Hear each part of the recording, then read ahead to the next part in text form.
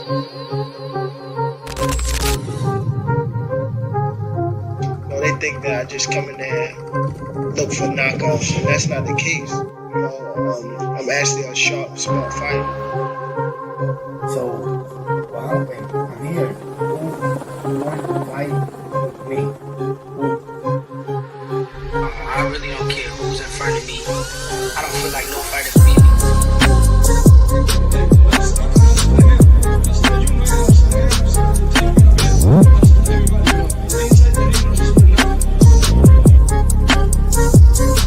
Our goal is to demolish everybody, to be honest. Everybody that's in my way. The pinnacle to any weight division is to have all the belts, all of the titles.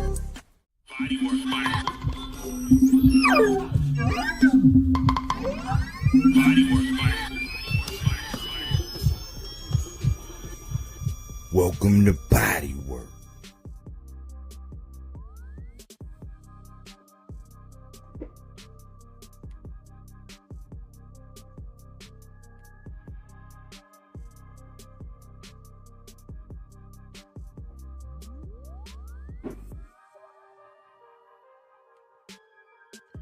Welcome back. It's Michael Rogers. Welcome to Bodywork Boxing. It feels so good to be back.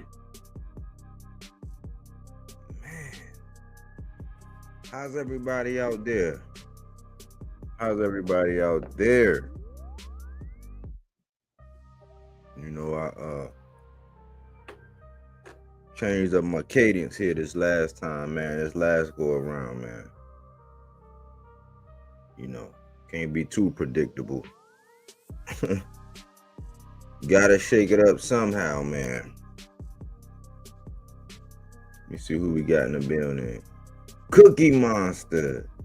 Easily baked. Bodywork. Bodywork. Bold and understanding. Salute. Salute, Cookie Monster. Salute, Easily Baked. I appreciate everybody in the building, man. But I figure since wasn't nothing special going on today, just another day, you know what I'm saying? Another Friday. Yay. Nothing special going on. I figure I'd get on here and talk a little bit of boxing. Mic check. 1 2 1 2. Sounding awesome. 100. I appreciate that, Cookie Monster. You know how I feel about them mic checks. But let me go ahead and do a little bit of housekeeping. You know, do a little bit of housekeeping, man. We got great news. Remember, I be telling y'all that boxing is like 80-20, right? 80% of boxing is, you know, on the up and up, and it's good. It's just we have people that tend to love to focus on the 20%, right? So we hear it's a clamoring of Benavidez and Anthony Yard getting it on. You know, and you gotta say something. You gotta speak to Benavidez because the kind of fighter he is, and he's a throwback. He's a throwback fighter. He got the spirit of a throwback fighter. I believe, deep down in his heart of hearts, that he truly wants to prove that he's one of them ones. He's one of them guys, and he is one of them guys. So you definitely gotta appreciate him. You know what I'm saying? Trying to, you know, broaden his horizons, getting to Anthony Yard, trying to stretch out and appeal to other fan bases and pick up some other fans, you know, because to some extent they kind of act like David Benavidez is, you know, like he's a secret of some sort, but it's no secret. You know, I think it's kind of foul in some ways in how they're doing him. But salute to David Benavidez, man. He got a man, if all these young guys thought like him and acted like him, man, even though he's not one of the young guys, he's like intermediate level now, but he's leading the pack in that sense as far as that energy, man. As far as that energy. Just him taking on David Morrell, doing David Morrell like he did David Morrell, even though it was a competitive fight. I never seen my guy David put his hands in his pockets quite like that, but I think he'll grow from that. We got clamorings of Morataya and Andy Cruz supposedly talking and, you know, trying to get it on, which is great. from the young guys, that's great. Like these guys, man, Andy Cruz, you don't really hear nothing about him outside the ring. He don't do no sensationalism. Moritai either. He don't do no sensationalism. But somehow, some way, Moritai positioned himself, got himself up there to get a belt. He pretty much kind of slid in the Loma spot. Loma was like, all right, then I'm going to leave my strap out here. And Moritai was like, all right, then I'm going to go ahead and fill in the gap. And Cruz was like, well, all right, then I'm following. You know what I'm saying? I'm getting ready to challenge. So, you know, we got to figuratively keep our fingers crossed, hoping that gets across the line. And then we got Abdullah Mason and Sam Nooks allegedly talking and getting it on, man. And Mason is pretty much the epitome of what you want from these young guys, man. He got his own little moniker, appetite for smoke. He getting turned down by other fighters. You know what I'm saying? Like, that's on that Devin Haney program.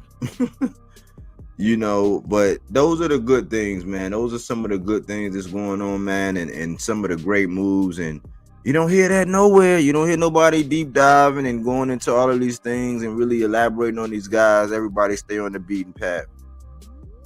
Moving right along, we got Shakur Stevenson, right? I put this out the other day. I was asking this question the other day, and I still haven't got an answer. You know, but we still have a lot of people out here echoing these settlements that Shakur Stevenson is somehow being set up. And for the life of me, I'm like, what are y'all talking about?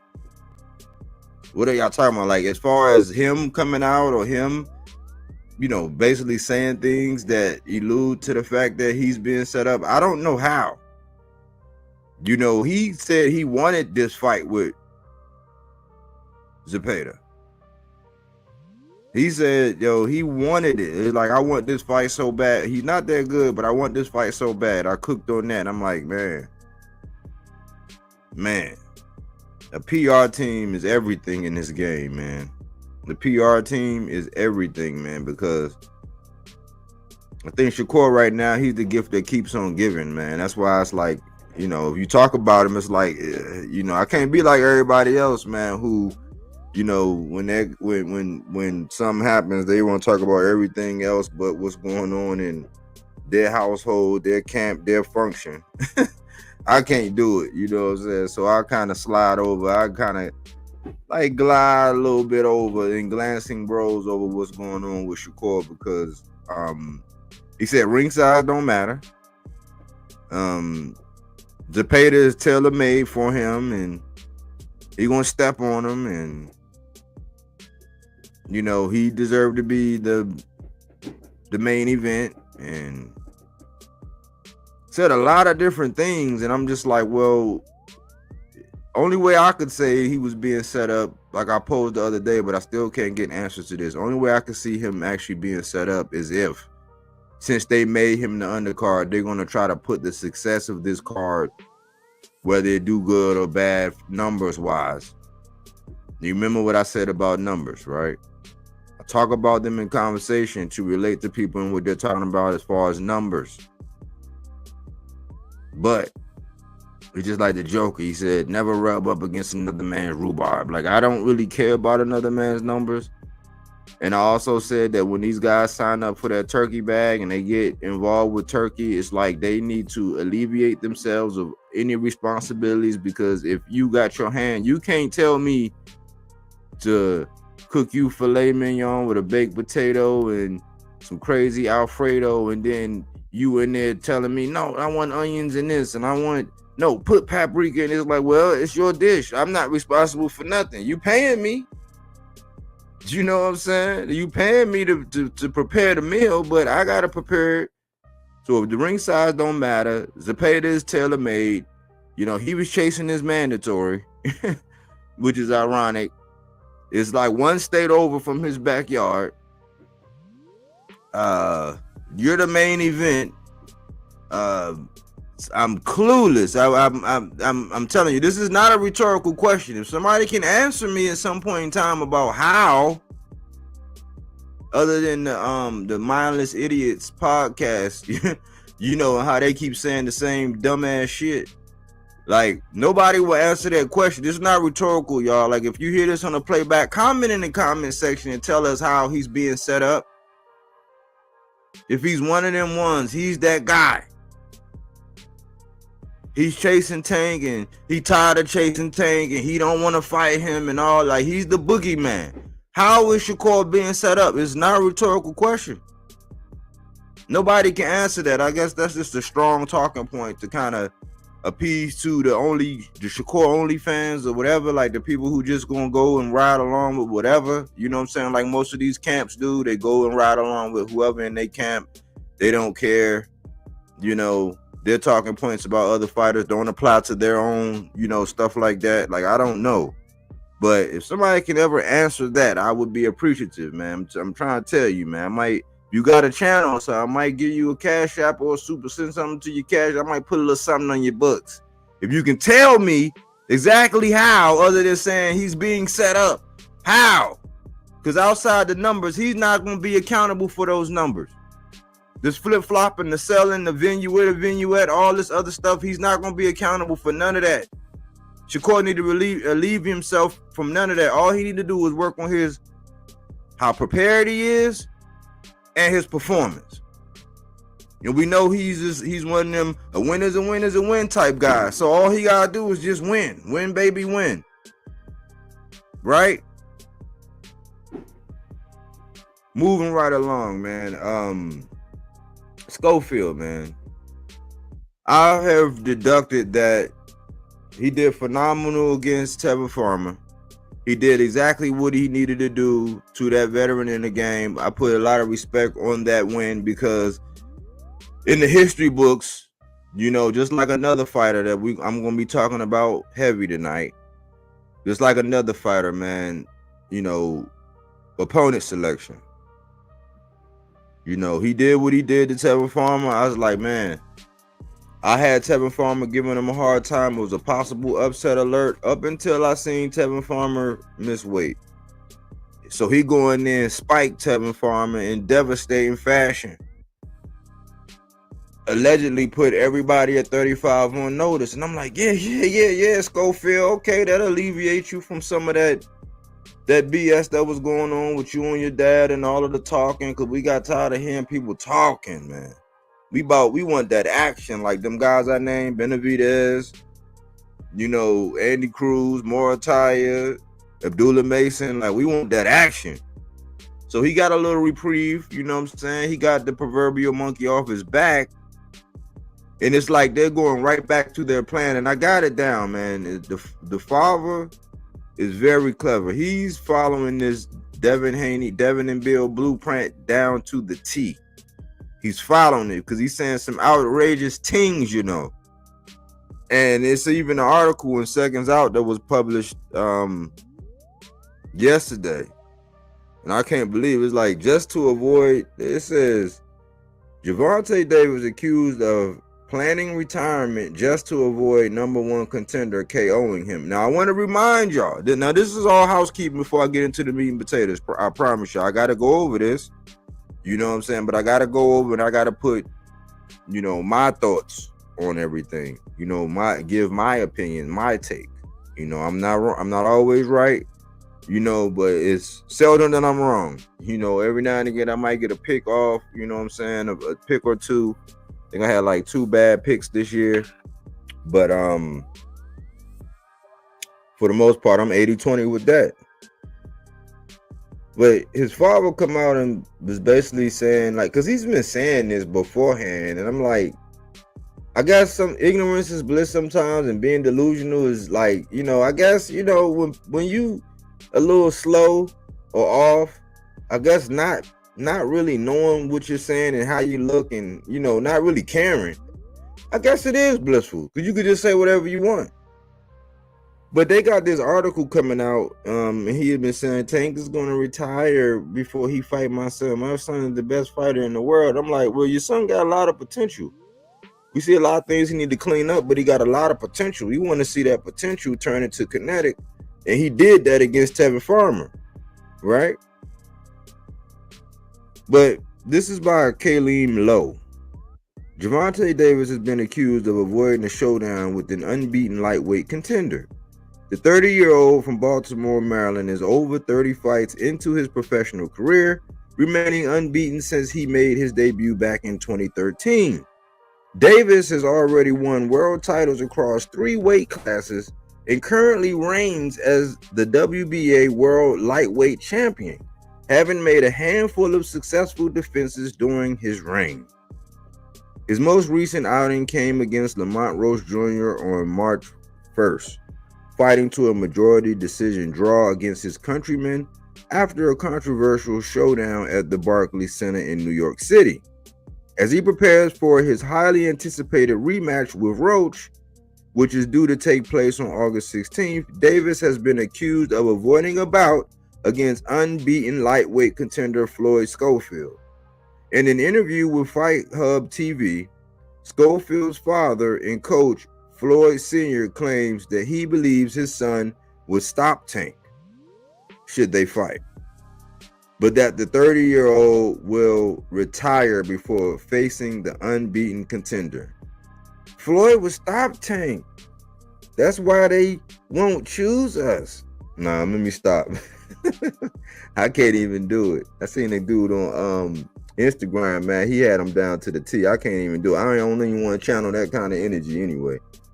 That's why they're retiring. Floyd will stop Tank. We already know it. We watched Tank get stopped plenty of times in camp. He's not new. He's not invincible. Schofield returned to the ring last Saturday night as he stopped former IBF World Superweight Featherweight Champion Tevin Farmer in the opening round of their bout at the Honda Center in Anaheim, California. The 22-year-old from New Jersey had been scheduled to challenge WBC lightweight champion Shakur Stevenson earlier this year, but was forced to pull out of the fight with illness just days before. And I promise y'all, man, salute Koki, Bodywork. That's right, Koki. Help me get them likes and them subscriptions up, my man. But I want to address this, man. This is the thing this is the seesaw roller coaster that you go through with some of these fighters, right? And it's like, man, you just did something brilliant, young Sko. But this path that your dad leading you to, but now you up there, now you the mandatory, right? But some of these things is like, this is what I be talking about when I say they make you put them under the microscope. Like when somebody be saying so much things, they talk so much shit, right? And you put them up under the microscope and you start saying, hold up, man, wait, hold on, stop, man. So what I'm looking at is y'all on that Devin Haney plan, man. Y'all on that Devin and Bill route where it's like, yeah, we were supposed to fight this and we'll beat shit down King Kong and them legs, but then something don't happen, and then you have a fight, and then based on the results, just like another pound for pound, quote unquote pound for pound #1 fighter out here, where based on the results of a particular fight, it wipes away all the history and all the shenanigans before that. It's like, no, man. That's when it comes to the casuals. When it comes down to the hardcores, we're looking at you like, dude, we're not gonna forget a outstanding performance. Kudos to you. Kudos to you. I gave you full credit because I thought Tevin was going to give you a harder time than that. Obviously, I don't know what was going on with him, but whatever. It was a new excuse. It was no excuses. Like, I had a new rule saying, man, look, man, I don't care what's going on. If you decide to get your ass in that ring with somebody and you're not up to par, I can't make an excuse for you. Because, you know, it's people out here that's all they need. That's all they need. They need to hear one thing that you point out about a fighter that ain't right. Like Tevin missing weight. Oh, man, look at you. You want to take credit. It's like, no, he missed weight. That's not an excuse, but that speaks to some things. So I'm not going to take away no credit. Give you kudos for that. But we're not going to forget that you just ducked Abdullah Mason. And it's almost looking like that, like if you're long in the tooth or you got something going on, and why'd you stay and get in the WBA line if you thought that Tank was going to retire? Those things don't add up. Let's just get down to business. Because his father, and I've seen a recent interview with his father, and his father got to talking in first person like he was young Sko. Like he was literally got caught. I caught him like 3 or 4 times in that interview talking like he was kid Schofield. Like, I'm next, and said, no, like, hold on, man. I thought y'all were French. Like, no, it's your son got to get in the ring. You are part of his handlers, you know what I'm saying? It's a group of handlers, you know, and you are part of the handler committee, which you have a closer relationship because he came out of your sack, you know what I'm saying? So you got some kind of control, but there's no I in that one, brother. It's we. Y'all should be French. I caught him talking in first person, you know, as if he was the one getting in the ring. And he said, before this, he said something about how when it came up about the Abdullah Mason, I heard him say basically like it was about the deal. So if it was 1 million for, again, I hate getting into these guys' numbers. It's not none of my business. I'm just giving it to you for informational purposes only. If it was 1 million to fight Mason, right? And it was like, let's just say over 3 years, you got 5 million or whatever it is. I don't know. Don't quote me. You know what I'm saying? The messy people can get into that. The people who really give a fuck, they can tell you all about it. You can look it up. You can Google it. There's other channels out here that get all into that shit. I don't. Long story short, man, they doing all this shit for a payday. They want a Tank payday because if you thought Tank was going to retire, then why would you be pursuing that line and screaming out his name, knowing he got to fight? You're going to have to wait to that. And just because you're the mandatory, he's not going to chase you like Shakur chased Zepeda. He's not. Like, it's a lot of dance partners in that. He's always said he was about the bread. He was always about the money. So it's like, man, I'm not, you know, in this is my point on this. The Shakur only fans, they really would love that Schofield and Tank fight, right? Because it's all his he got out there, he said something about Shakur, but they deferring all the way to Tank because he's in that line. But other people could be in other lines waiting for trying to climb the ladder and become mandatories, and they can call out anybody. Like when Keyshawn was over there under the WBO, he was talking about Tank the whole time in the WBO line. So it's like everybody can say Tank. So if it's supposed to be 2 top guys, which I would not allow y'all to forget this. This is what I'm on until it's over. Until we get it, until somebody come out and etch this in stone. This is what it is for me. Because a picture is worth 1,000 words. Until it's over, this is what it is, y'all. I don't know why we keep getting distracted by all this bullshit, but it's only one-sided where everybody's in the Tank line. He got to fight this guy, he got to do this guy, and then I even heard some Shakur only fans saying, oh, man, I wouldn't even revisit that, man. He already did that. It's just like the rematch with De Los Santos. Oh, I wouldn't. Why would he have to rematch? It's like, it's no accountability. It's no accountability. It was okay when he was getting ready to do Padley. This is the fight. As a fight fan, I'm tired. I'm getting tired of this bullshit where we just get the, like, we let people off the hook. Don't we want to see Tank and Shakur? And I'm gonna tell you what. I had to say this first because this is the fight that I want. This is the Cold War. We don't need this to marinate like Spence and all, like Spence and Bud. We don't need all of that. You know what I'm saying? That's what was getting ready to happen with the Boots and Norman stuff. We don't need none of that. We don't need none of that. We need this fight. So either they know something like to where they had a plan and they're going to circle it, like they're going to spin the block and renegotiate and do whatever based on how Shakur handles a payday, how Tank handle Roach. Hopefully that's what we talking about next. That's what we talking about now. You can tell Schofield to go kick rocks, go, you know what I'm saying? Go get some real estate or something. Like, go do something. But I will say yes, because I know I would say yes.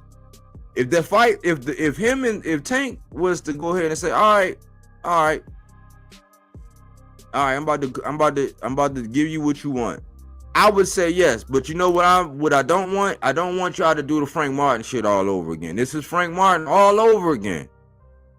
This is Frank Martin all over again, where everybody talking all this bullshit. I want y'all to keep that same energy.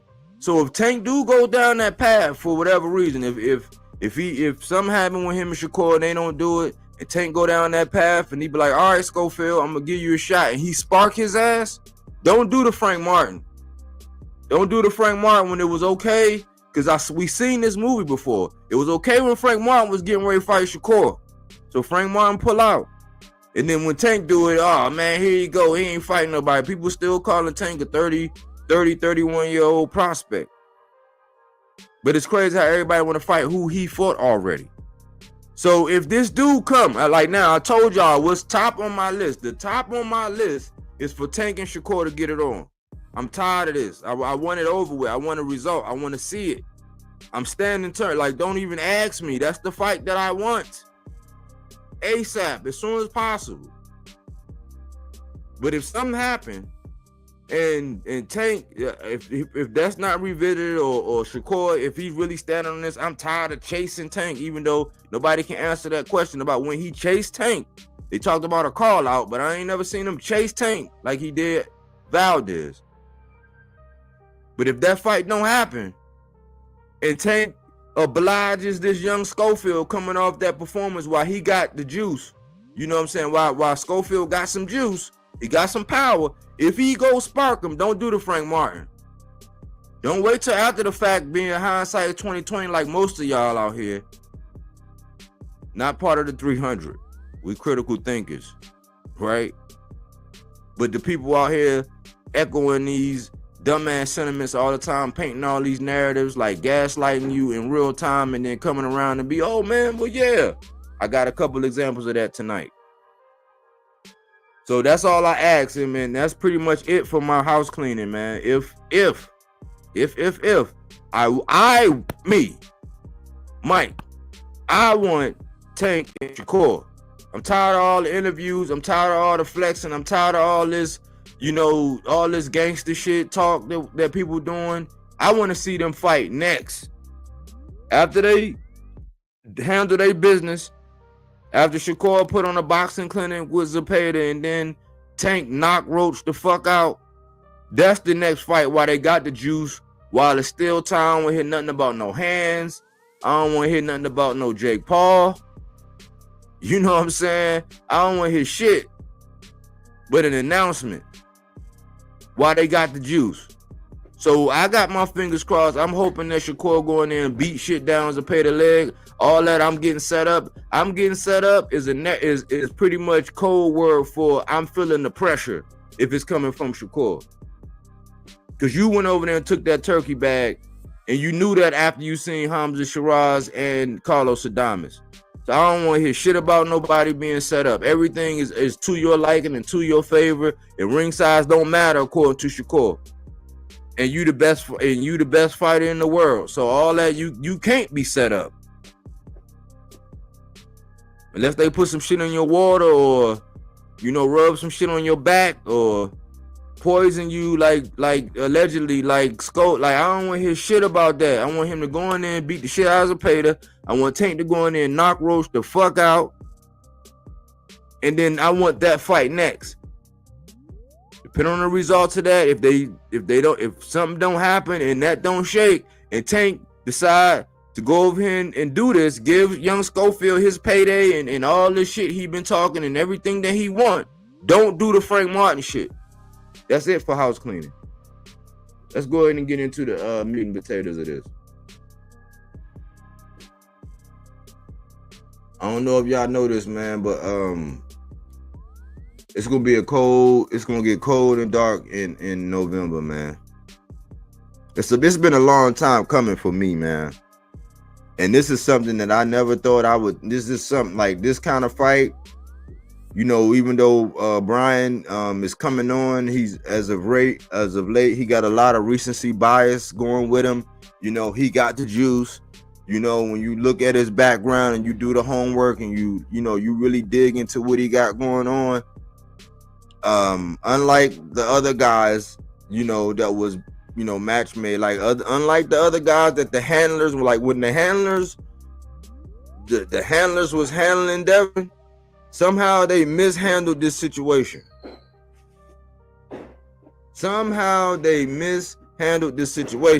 And I think that it's almost like a combination of Bill writing a check that Devin's ass is going to have to cash, and him bluffing, and then also Devin and all his actions, the bridges that he's burned, the behavior that he's had, and it led them right over here to where it's like I said this a long time ago, it's nowhere to run to, baby. It's nowhere to hide. Like, you done fucked up.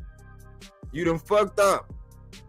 Like, y'all have royally fucked up. I don't know how to handle this. It must have been a glitch in the motherfucking Matrix. Because somehow, they found themselves in a position to where his last performance, they tried to come out with a rule based on his last performance. His last performance, he picked a dude who warranted him performing in a manner in which he looked like he was running for his life. I don't know what y'all think. You can do all the gaslighting in the world. You can have one of the biggest channels on YouTube talk that shit and flip this shit and spin that shit and do all this psychological warfare and nonsense and narcissistic bullshit that you want. But if he ran from Jose Ramirez like that, I don't know what y'all think he's going to do in here with Brian Norman. And he has not proven that he can take a punch. He has not. Jose Ramirez barely touched him.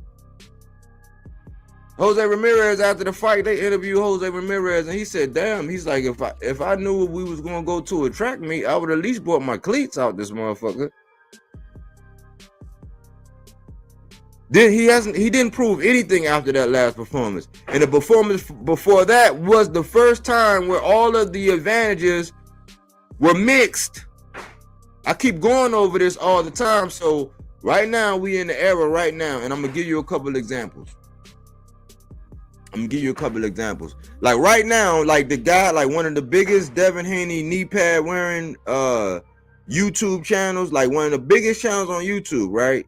Throat coat, knee pads, tonsil jewelry. They put it all on for Devin. I mean, this is the biggest one.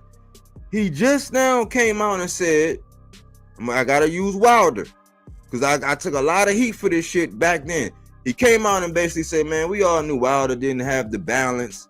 He didn't have the technique. He just had the equalizer. That's all, man. We know in this, nah, man, this whole, because he was trying to campaign for the dude. And I said, see, this is what they always do in real time. When people like myself be telling you exactly what's going on in real time, they flip-flop. They come out in hindsight with their spectacles on, and they tell you everything that was going on in real time, like, oh, like it just dawned on them. Like they just had a eureka moment. So he just said this about Wilder. I'm like, people knew this, man. Like, but this, I'm gonna tie it all in.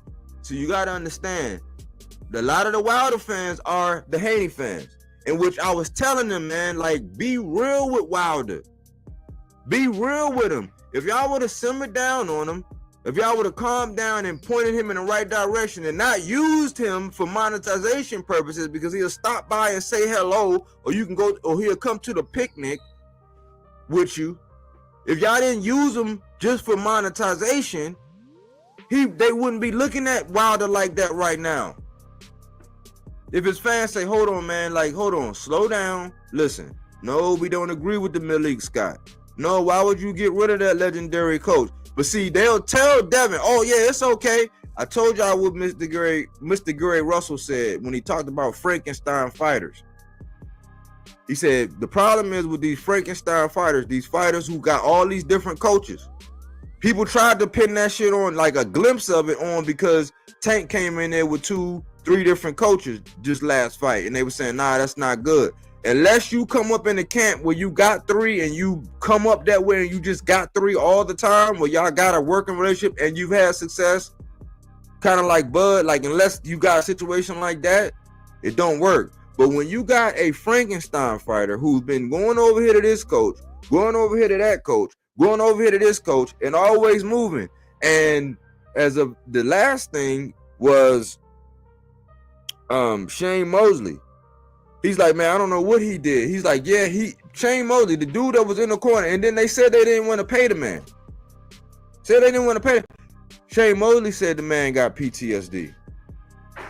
He said he seen him doing stuff in sparring, which I always said he's the king of spar wars. And just like this article that I just read was talking about how Daddy Skull was sitting up here talking about they've seen Tank get stopped so many times in sparring. People love to talk that sparring shit, but what did Floyd say? What did Floyd say about Devin? He said, oh, you the king in sparring. I was the king in the ring. So they get caught up in all this sparring shit. But he's a Frankenstein fighter. Always jumping from coast to coast to coast. So he just shared, he went up in Big Bear, was all glowing, and this is what they do. They bite people in their ass right afterwards. So then you hear it was a money situation, right? And I'm going somewhere. You hear it was a money situation. Shane Mosley come on and say he think the man got PTSD. That's not what they worked on. He said he was looking at Bill and saying, Bill, man, what is he doing? Are you telling him to do this? This is not what we worked on. And they basically took over. That's been a problem. That's been a problem. He's a Frankenstein fighter. And I'm going to tell y'all, if it was money issues where you don't want to pay a legend, where you went up in Big Bear, you trained with a legend, right? If you had any respect, why would why would y'all be talking about pay issues and not paying the man and saying that you was going to take the, like, one of them hood, let's shake hands. Like, no, like, be professional. That's what I be trying to tell y'all. They be saying that this shit be for no reason. It's just that the fans, they don't want to see what they don't want to see. It's like a whole camp. They don't want to see shit. They don't want to see nothing wrong. They don't ever look in the mirror. They don't never take no accountability for shit that they say about everybody else. And they got a lot of shit. They got diarrhea of the mouth when it comes to everybody else. But they never want to look at their camp and what they got going on. With newsflash, Devin and them, they've put this man in a position to where they got their backs up against the wall. If y'all seen that tweet that he did the other day about Bob Arum and said, didn't this man just blow 90 million? He is famous for burning bridges. They burnt the bridge with Eddie. Because if you remember the conversation with Eddie, when Eddie was saying, listen, he called me at like 5 a.m, mate, talking about getting a ticket. And I had to say, look, Devin, like, you're not one of my fighters, man. Like, you don't have priority, man. And they was arguing because they basically told Devin he ain't had no seat. And he was like, he told him he had to get with the Sheik to get a seat. That's another bridge burn when Eddie built them. Eddie built them. He went over to Top Rank, and Top Rank got him to Cambosis. He got undisputed. He's shitting on Bob. He even got a Lomachenko and a decision against Lomachenko. He's shitting on Bob. Well, they done burnt, and they refused to go back. They refused to go back. They refused to go over there and mess with the PBC because y'all already know how they feel. All these people that be on code, but for some reason they ain't on code for the black man that run PBC or the guy that's behind PBC. And I always say, stop me when I'm lying. But nobody ever stopped me because I don't be lying.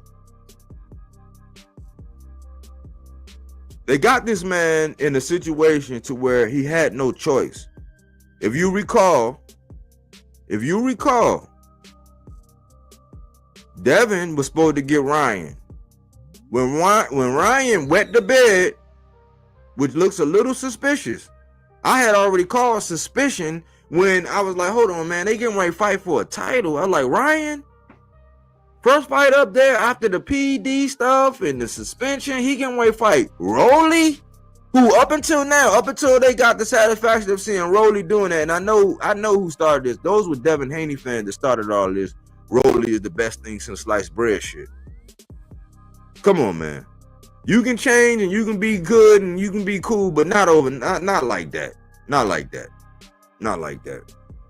But they started that Rolly is the next. So when Ryan shit the bed, and I'm like, man, what made Ryan put his hands in his pockets like that? Some people say, oh man, he was getting too much money. I mean, shit, he got 20 mil for that. Listen, I never rub up against another man rhubarb. I mean, I don't care about the numbers. That's what's out here on the street. He got paid too much. I'm like, nah, man, because at the heart of hearts, Ryan, Ryan want to scrap. You know, they discredit Tank for stopping him to the body, but then they'll come back and tell you, oh man, when you get hit with a shot like that, but when Tank hit you with a shot like that, you quit. But anybody else, when it comes to anybody else that get hit with a shot like that, they say, oh man, you know when you get hit with a shot like that, there ain't nothing you can do. It's the sweet science. But for some reason, Ryan put his hands in his pockets and he don't fight, and it's rinse, wash, repeat. And he allows Rolly to gallop. So I'm thinking, I don't know, man. I don't know why Ryan did that, man. Maybe he wanted some time off. Maybe he knew it was gonna be rebuilt. No, maybe he wanted to go in a different direction. Maybe that was his way out of getting out of the Sheik shit. I don't get it. You know what I'm saying? I go back and I look at it. I'm like, yeah, I give props to Rolly for doing his thing. And they know that he can sell and he can talk all that and all that. But like right prior to that fight, nobody had Rolly doing that. You can say he changed camps, he did this, he did that. Nobody had him doing that. And they want to use Rolly now because he can sell. He can sell fights. He can talk shit. You know what I'm saying? He's a character. But nobody in their right mind knows, because even the skill set, the amateur background, all of that stuff would dictate that if Ryan was fucking focused, he had the right camp behind him, and he had people behind him. I mean, Ryan, he could be better than that. When he lost that fight, it was like musical chairs. That was supposed to be his dance partner, Dancing with the Stars. That was supposed to get that back. When Ryan fell out, that had his head on a swivel. What did they do? They resort back to doing what they always do. T.O. won't fight me. T.O. won't fight me. But remember, at the time, T.O. was supposed to be getting Richardson Hitchens in Alcatraz and then Boots. There was no Devin and T.O. at that time. And if you say it was, you're lying. Because he had plans on fighting Ryan. But they're not going to do the chronological order. They're going to gaslight the shit out of you. And since you like being part of the clan, the clique, the posse, you like sipping the Kool-Aid, you like having all these sausage parties with beanie weenies and Franks and footlongs and all kind of shit, quarter pounders. No, you need them fruits and veggies, not that Reggie. They lied. So Ryan fell out. They clout chased the shit out of T.O. T.O. was like, nah, I'll do it, but you're going to give me all my bread because I was supposed to get Richardson Hitchens and then Boots. And it was lining up that way because why you think T.O. was out there to see Richardson? But then all of a sudden you see Bill out there to go see Richardson. That was the sign of desperation right there because they had no plan. I've been saying they was a man without a plan, without a land. Turkey had already came out and he been showing his true colors. He pulling his mask all the way off. Like Scorpio, he's like, hey, Turkey is pulling his mask off on y'all. That's why he came on and said to Tom and Jerry. So he was like, listen, man, Turkey probably pulled him to the side. Like, listen, man, I'm not giving you that money to go fight who? I'm not giving you that money to go fight Jack Catterall, man. You stop it. You know what I'm saying? Not with that performance, buddy. You got to fight one. You got to fight Boo. I bet you Turkey probably said, man, you got to fight Boots or T.O. if he win or somebody else, but not nobody that y'all trying to fight where you got all these advantages over. So T.O. pulled out. He say no. Bill was clout chasing Richardson Hitchens. Richardson Hitchens threw him a layup. It was an alley-oop. All they had to do was pick it and slam. It was like, that's the perfect performance.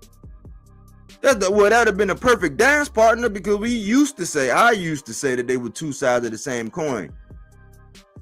Once I seen Richardson against Liam Paro, that's when I said, I already knew that Richardson had a little more power and he was more coordinated. You know what I'm saying? And Richardson, you can never say that Richardson ran. He is not known as a run fighter, but the narrative, because he's not popular, they'll try to say that he's boring, but he don't run. That was the perfect partner. Richardson even said he would move up. They shat on that man like he didn't do shit. Like he hadn't done shit. So they took Richardson all the way off the table. You know why they probably did? Because they was not going to get the bag. They was not going to get the kind of bag they was going to get for Richardson Hitchens. Richardson Hitchens was probably going to get way more than what he ever, you know what I'm saying? Because he just now getting to the chicken. He just barely he just beat his head and he like, hey, listen, you know what I'm saying? I'm just now getting, you know what I'm saying? Like, and I'm proud of that man because he did it the hard way. But they shitted on him. And they wasn't going to get a bag for Richardson Hitchens. So that wipes Richardson Hitchens off the table. They never ever no more was going to fight no Boots. And if you look at the players closely, Bill and Devin been kind of acting like they've been guard dogs or watch dogs for Boots and motherfucking Bud. Because if you recall, Bill, he getting credit for telling Bud to go fight Canelo. I was like, man, see? If Bill was the one that told you to go fight Canelo and now you got all this whatever, because before weight class, it was weight class for a reason, I'm not moving up, and Bill talked you into doing that? Oh man, brother. Because Bill also told when it was T.O., Sabril, and Rolly, he told you go play in the sandbox with Ryan. Who that same Devin Haney, knee pad wearing, throat coat spraying, tonsil jewelry displaying fan, got the biggest channel on YouTube. That same dude just ran down Ryan today. Say, oh man, come on, man. The dude never fought for a title. He never did nothing. He never did this. He never done that. I'm like, okay, so why did y'all hype it at the time? Why? Because it was Tank's leftovers, one, and you thought you was gonna get a big ass bag. And it backfired. You wound up getting your ass whooped, probably got your jaw broke, got sent into PTSD. Now you need some help for going to go play in the sandbox with that non-title having, non-competing, never fought nobody. They just discredited all Ryan's resume. Just now in hindsight, that's why I try to tell you. They gaslight you in real time only to tell you the truth in hindsight. I've just been around long enough to follow the bouncing ball. And I'm going somewhere with this because I'm painting a picture as to how the fuck we got here. Devin was mishandled. Utterly mishandled. They started telling him, oh, you can be Dev daughters and be the heel and be bad. It's like, no, I always tell y'all, what is a villain without any weapons? A motherfucking victim.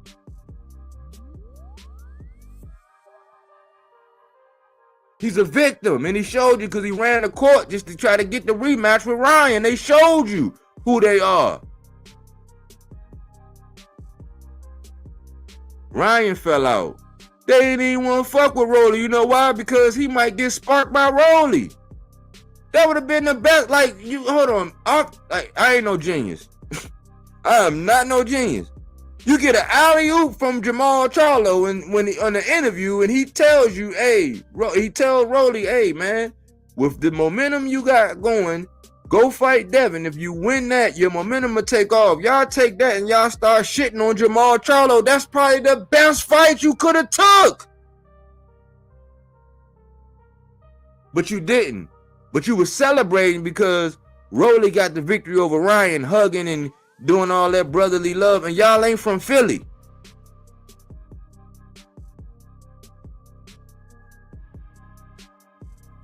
That would have been the best fight you could take from Rolly. But no, because why? They'll gaslight just like they were saying today, like fighters who wouldn't give. No, that would have been the best fight you could have took because we know Rolly ain't on the level as all these other guys. I don't care what y'all saw what happened with Ryan. We got to question why Ryan put his hands in his motherfucking pockets. Ryan got heart, for real, for real. I don't think he wanted to be along with the circus no more, to be honest. But you should have took Rolly. That'd have been the best bet. He beat Ryan, so I'm gonna go beat him, and then boom, you have a belt.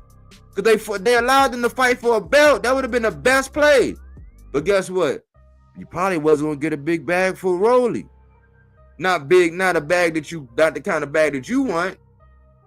Because if it was rumored that T.O. was getting 11 and y'all always got to be the A side and y'all got to do this, even though, you know, even though the numbers and the ticket sales and all that other shit don't amount to nothing. It's just accolades and Turkey giving away money. So you got some accolades, you can go over there and get you a turkey bag.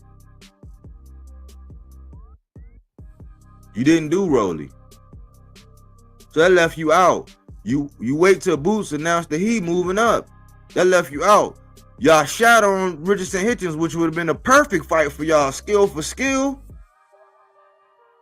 Skill for skill. Pure boxing. That would have been a perfect fight. But y'all also worried about the crowd and all this and all that. And how much? No. Y'all want that bag. It ain't about no legacy. So how they learn here, Mike? If you listen, I'm going to tell you, right? They had no choice.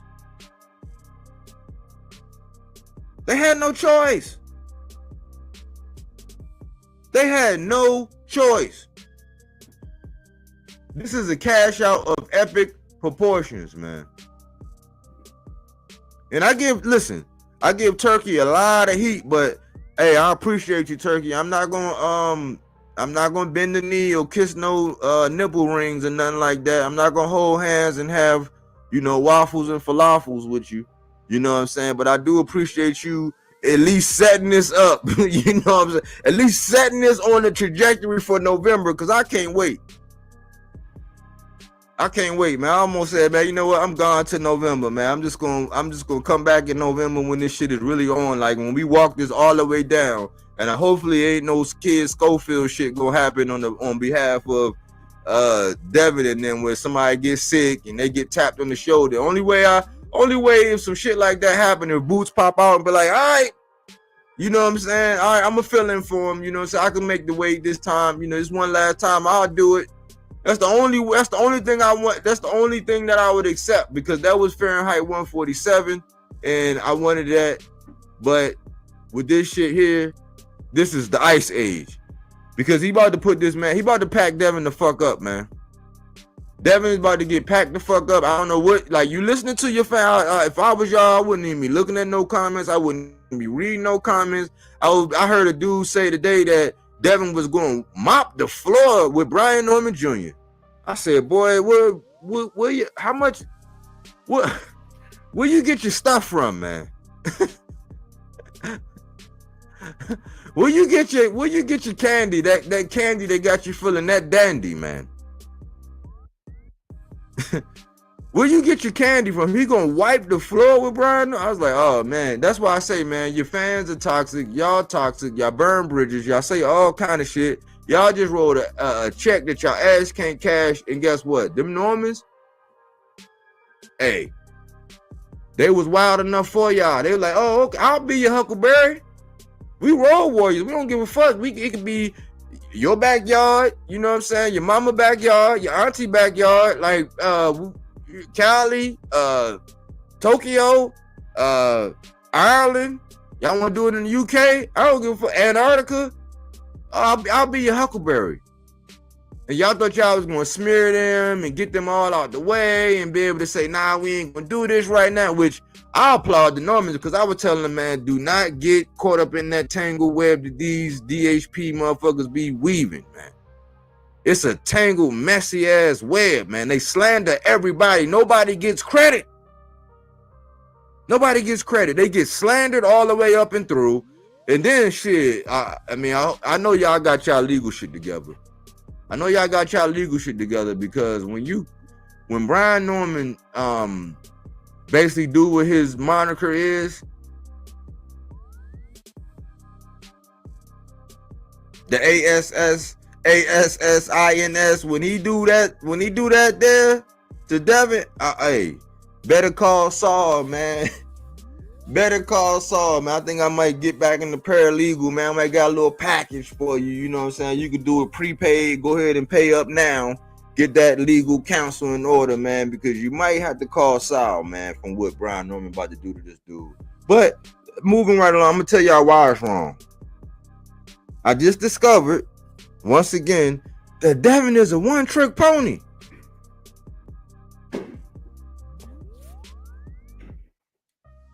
Devin is a one-trick pony, y'all. Did y'all know that? Listen, that same fan, like the dude that be slandering everybody, they don't cut Brian Norman Sr., he don't cut him no slack. Like every edge, man, he won't let this man breathe. They'll laugh for a couple seconds, and he go right back to gaslighting all the time. And Brian Norman got to put his foot down and say, listen, man, no, you just won't give it up, will you? No, he's a diehard. He's a diehard. I bet you he got Devin and Bill tonsil jewelry. He can swap it out. He got throat coat. He got knee pads. They are not going to ever get, like, until you put this man out of his misery, man, then they're going to move on like they did from all the other people that they used to rock with, that they no longer rock with. And when you ask them why they don't rock with them, it's because they did some shit for the people not to rock with them. Guess what he said? Guess what he said? The knee pad wearer, the throat coat sprayer, the tonsil jewelry displayer. Guess what he said? The man said that I don't think, listen, I can guarantee you, Devin is like the way he fought Ryan and the way he did in the 9th round against Linares, he's never going to do that again. And I'm like, hold on, man, because I critically think, I try to anyway. At my whatever IQ level I'm at, you know what I'm saying? I try to juice my noodle, I might have, a small brain or something like that, but I try to exercise it. I try to develop it. And I said, why would he say he would never fight like that again? Why would he say he would never fight like when he tried to exchange with Linares? Why did he say he would never fight like the way he fought with Ryan? Why did he say that? Because he can't. Eureka, he can't. This dude has been a one-trick pony the whole time. If you actually listen to it, when you actually go back and you listen to how the Mayweathers actually used to describe Dev, they used to think that he was going to be the best one out of the pack, out of the litter, like out of all of them, out of Tank, Shakur, and Devin. They used to think Devin was going to be the best. So obviously, he regressed. He's a Frankenstein. He done went over here and got a little bit of this over there. He done got some Mickey Bay over there. He done got some what's his name? What's the UK dude? He got some Shane Mosley just recently. He done got, and then the background, like who would have thought if you had Roy Jones as your uncle, Zab Judah is your goddad, Floyd basically took you under the wing, like, you know what I'm saying, you was his little brother. Like, who would think that a guy coming out of that mold, and none of these guys had that. Like Richardson Hitchens, he didn't have that. The Normans, he didn't have that, even though Norman Sr. was a fighter. None of them had this kind of background. So you got to think that the man regressed. So if he can no longer do that, what else can he do? Run. He fenced. And the whole time I was hating when I said it, because I had to look at Tank. I always look at Tank and say, oh man, dang, this dude big as shit compared to Tank. This dude with arms long as hell compared to Tank. This dude taller than Tank. Like he's always got some kind of disadvantage. But when I started looking at Devin, I said, hold on, this the dude. I was like, hold on, he's bigger, taller, longer, stronger, more active. Supposed to got the better feet, the better IQ. He got all these other things. What happened when those things started to become even? The first time we saw it was with Ryan. Wasn't taller, didn't have the longer reach, didn't have the power, didn't have the hand speed, had the better feet though. But when it's something about those advantages. This is why I be on that boot shit. This is why I be saying I don't know what he is. I don't know what's going on now, because when you got all those advantages, and the advantages are never mixed, where your opponent have some advantages over you that you don't have, we don't know what the fuck you are. Everybody he fought, they was either older, and that's when I did Murderer's Row. That's what it was called. If you go back and look at that video when I said Murderer's Row, because This other guy, the guy who he basically nurses Devin. He nurses him. He tells him everything's gonna be all right. He don't see nothing he do wrong. He don't speak no evil. He don't see no evil, speak no evil, hear no evil. None of that. He'll never say nothing. Devin can do absolutely no wrong. He can walk on water. But these are the fans that led him here. Just like Wilder fans led him there where they didn't tell him the truth. They led Devin here. So what happened, like when Big Zhang, and what happened with Fury, when they said, oh yeah, call that man off the couch, pick. Yeah, the wrong move, the wrong opponent selection. Yeah, when that shit happened, they're gonna be in bad shape, man. Not keeping it real. So when you look at Jojo Diaz, when you look at him hopping over Javier Fortuna and just mysteriously getting his shoulder, having to have this shoulder injury. Now, this is back when Fortuna was actually somebody, when the fight actually would have meant something. When you look at him doing all that shit with Mr. Gary Russell Jr., and then we get a Gamboa, but Gamboa was just coming off of getting stopped, and they try to discount Tank for giving the dude the ACL, but he tore the ACL when Tank hit him. But Devin get to come right back, never drop him. Hug fest. Right off of a loss. Getting stopped late.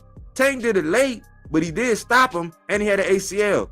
Devin circled the block, say he gonna fight Mr. Gary Russell Jr. and then get a Gamboa. He said he was gonna fight Lomachenko, then we got a Linares. That's why when this fight was announced, I was like, oh nah, we ain't gonna get that. But Brian Norman and them, they played it cool. So cool. They did everything they needed to do.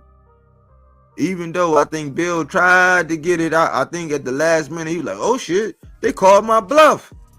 They really calling my bluff. But then he had some choice words and he said some shit that he should never say it to another man, you know. But I think the Normans are a little bit smarter than what y'all give them credit for, because y'all so blinded. Y'all got y'all Devin rose-colored glasses on all the goddamn time. You know, I don't know. But he basically, his biggest fan, his supporter, the one who basically locked down and shut down, he won't nobody of any reason, anybody to say anything opposed to Devin or critical of Devin or ask any kind of question. We don't even get to see Devin because he speaks for him. Devin is a ventriloquist. That's his real skill. That's what he should have been in the circus for, not for fighting Ryan. Because he put his hand up my man's ass and he just do all of the deflecting and all the talking and all of the fly swatting away from him. That's what he do. He said he'll never fight that way. Why? Because he's a one-trick pony. He don't have no power. And if you want to go back to the Regis fight, which I gave him full credit for, when I ate that crow, I gave him full credit for, but I didn't realize in hindsight that Regis had a one-way rehydration clause. And he had just came off of a bad performance by Zarilla, who arguably beat him, even though Regis is my guy. But he saw the blueprint of how Zarilla did it. He can mimic some of the things that Zarilla did, only Zarilla is he's a little bit more awkward, a little more like a little irky jerky. He's just a little bit more awkward. But he was able to drop Regis. They saw some shit in there, put that man on a one-way rehydration clause, pay him the money, and guess what? Regis is a G. He said, I'm not going to make no excuses. He stood on it.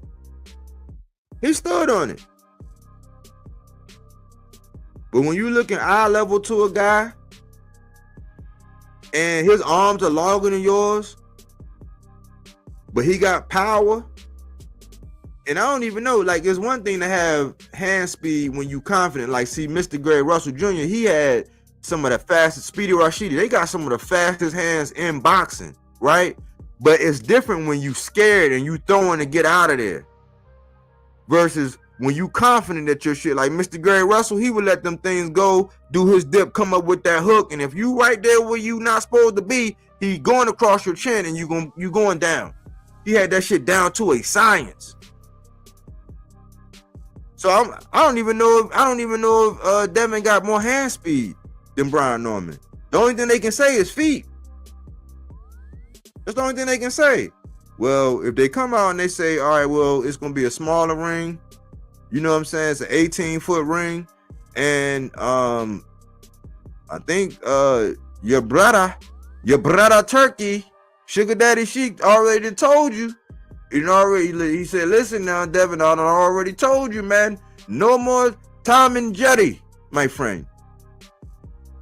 You must fight like America's top unarmed security of the world, Craig.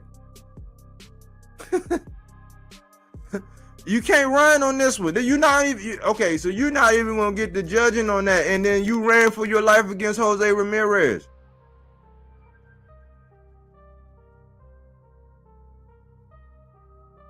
They giving them all this credit. Now listen, this is so crazy. This is so crazy, right? Do y'all realize we're in a present day and time to where people are questioning Shakur at 135? They're questioning him at 135. Where he got Yoshino, he got Haratunya, he got De Los Santos, he got Josh Padley. But you realize how many fights he had at 135 where they're still questioning him? Like, I don't question Shakur. I just know that Shakur be on that win is a win. He gonna do enough to escape by, and I know that he has more inside of him than that. So I want to push him to the limit. Like, nah, man, that's not how you got me to be on the wagon in the first place. But this new Shakur, the social media Shakur, I don't question Shakur. I'm not questioning Shakur at 35. I question why he don't go for the gusto at 35. I'm not questioning him. Do y'all realize that Devin has never fought at welterweight? He fought at that catch weight. He's never fought at the full-fledged welterweight, and they're still giving him credit, yet they questioning Shakur after all these fights at 35. That's why I say, man, when y'all want to talk, when y'all really want to have some real boxing conversation, some real talk, make sure you in there and you doing it responsible. But somebody ain't just gonna gaslight you and have a whole bunch of motherfuckers. Like, it's crazy when you got one person telling the truth, right? But then it's like 9 other motherfuckers that's just in there just going along with the flow. That ain't no fun. You know what that's called? That's called a gangbang. Don't be going to these places and these channels where all they do is that's a gangbang. That's the definition of a real gangbang. When you in there, I seen the dude the other day, man. He had some good points. He said, "Oh, so okay. So y'all don't have no objectivity, huh? Oh, okay. So y'all just want to force y'all opinion on everybody."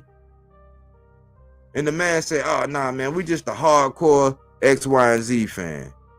We just a hardcore this plus this. Like, oh man." I said, "Yeah, man. It's been exposed, man. Don't go to no channels where they just gonna be hardcore, aka ride or die for this person. Like, no matter what the fuck you say, they gonna gaslight you. Just save your time, man. Just save your time, man." But long story short, his handlers mishandled him, man. And all this legal, everything is mounting up against him now. Why? Because he done sold so many. That's why I told y'all, man, be careful about the seeds that you sow, right? You sow seeds of discord. You do trifling, messy, stupid shit. You go over here and plant a seed over here about this one. You go over here and plant a seed about this one. You go here and you have a private conversation over here with this person, about that person. You doing all this messy shit, talking to everybody and doing all this messy shit, but you don't know that you sowing the seed. But guess what? Every seed has a harvest. And you don't know what's going to come out of the ground. Well, in November, it looked like Jack and the Beanstalk, man. Because Brown Norman get ready to put this man on ice, man. If this man have a healthy camp, right? First of all, he's been up there at 147 getting punched by. The worst thing they can say is, oh, he get hit. Well, they all get hit. Because you can say all Boots get hit. His camp and all the people around him, they will have a hissy fit. But people say Tank get hit, and we be like, yeah, Tank get hit, but sometimes he like to get hit. Sometimes that shit it might turn him on or something. That's when he turn up and turn out. Like Bud the same way. He get hit, you fuck around and hit Bud, he gonna turn up. But when you say that this person, when you say a certain person, a certain individual get hit, they go crazy. It's like bugs when you spray that raid on them, like they just get to going crazy, saying all kind of shit, foaming at the mouth. That's the worst thing they can say about Brian. And then they say he don't have no feet. But I'm like, hey man, you know, you could try to convince Devin that bullshit if you want to. You can try, but guess what? It's different when you going in there and you know you doing this for the money. I know you went and took jobs where I know you went, especially if you have in any kind of customer service, man. It's something like when you actually care about the customer and you care about the goods and the services and the product that you deliver, right? It's different when you go in there and you just doing it just for the money. And your heart ain't in it. You make mistakes, you overlook shit, you don't do shit right, you cut corners. You don't dot all your T's and cross all your I's. You just in there like, you know what I'm saying? Like we seen it. We seen when people go in there just on a money grab. It's a big ass money grab getting ready to happen here in September. That's a big ass money grab, man. I don't care what y'all tell me. Big ass money grab. But hey, I could talk about when my boy Mel did it. My boy Mel went up there and he got a money grab, but I was real though. I was real about my guy. I know my guy. I know how we fight. I know how he walk. This is a real channel. So I can give my guys criticism. I've criticized them all evenly. I ain't go overboard. I ain't get all disrespectful, but I can do that. These guys ain't gonna keep it a buck on Devin, man. These guys got this dude thinking that he can wipe the floor. He's gonna wipe the floor with Brian Norman. Brian Norman ain't got no feet, and well, I guess according to them, right? Since Brian Norman is a one-trick pony, well, we gonna be looking at 2 one-trick ponies.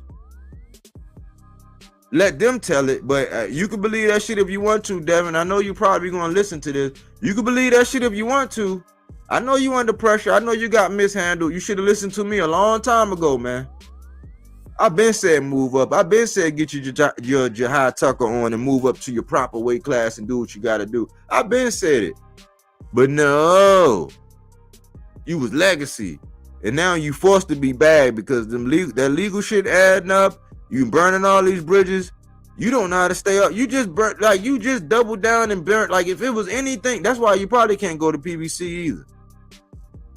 You probably could, but you already know what's waiting for you over there. You know what's waiting for you over there at PBC. Bill know what's waiting for you over there at PBC, man. I know y'all don't want that. Y'all don't want none of that Gary Antoine smoke. Y'all definitely don't want none of that Tank smoke.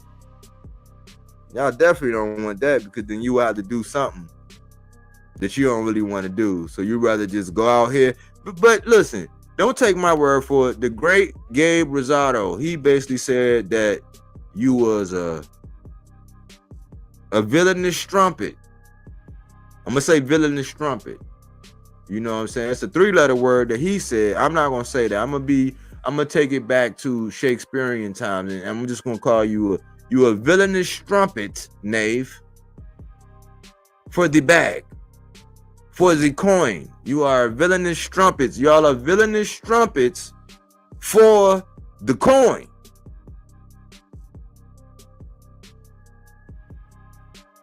So man, I hope it work out, man. You know, I love to hear from the Devin only fans, man. How does it feel to be on borrowed time, man? How does it feel to be on borrowed time, knowing that all this time, man, y'all been supporting the one-trick pony, man? That's all he can do. All he can do is fence and stick and move, and he's a Frankenstein. We don't even know who's gonna be his coach. He gonna have to pick up and pick up with a new coach because he done burnt bridges. He done shitted on Mickey Bay.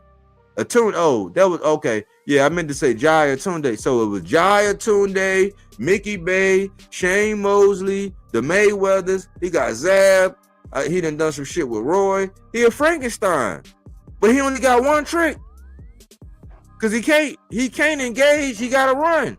Because if he did that with Ramirez, man, don't try to come on here and gaslight me and say that with all this pressure and all that shit, like, so it's not gonna be for the dub. So either he's gonna pull, he's gonna go in there, and he's gonna have to. I was calling him flat. I used to call him this in my boxes to watch. And he was right on the verge of getting in my boxes to watch, right? And I was calling him the Green Arrow. Why? Because from the outside, he can snipe you. He can kill you. Those are archers. Like, archers are some of the most deadly motherfuckers in the world, but they archers. They used to attack him from a distance. They can sit back in the cut. They know the angles. They know how to shoot. They know how to from a distance. But you get up on an archer, right? You can wring their fucking neck. But they used to using the bow. They not hand-to-hand comp. They archers. So I said that he was Mr. Glass. He was Mr. Glass in close. And he's the Green Arrow from a distance.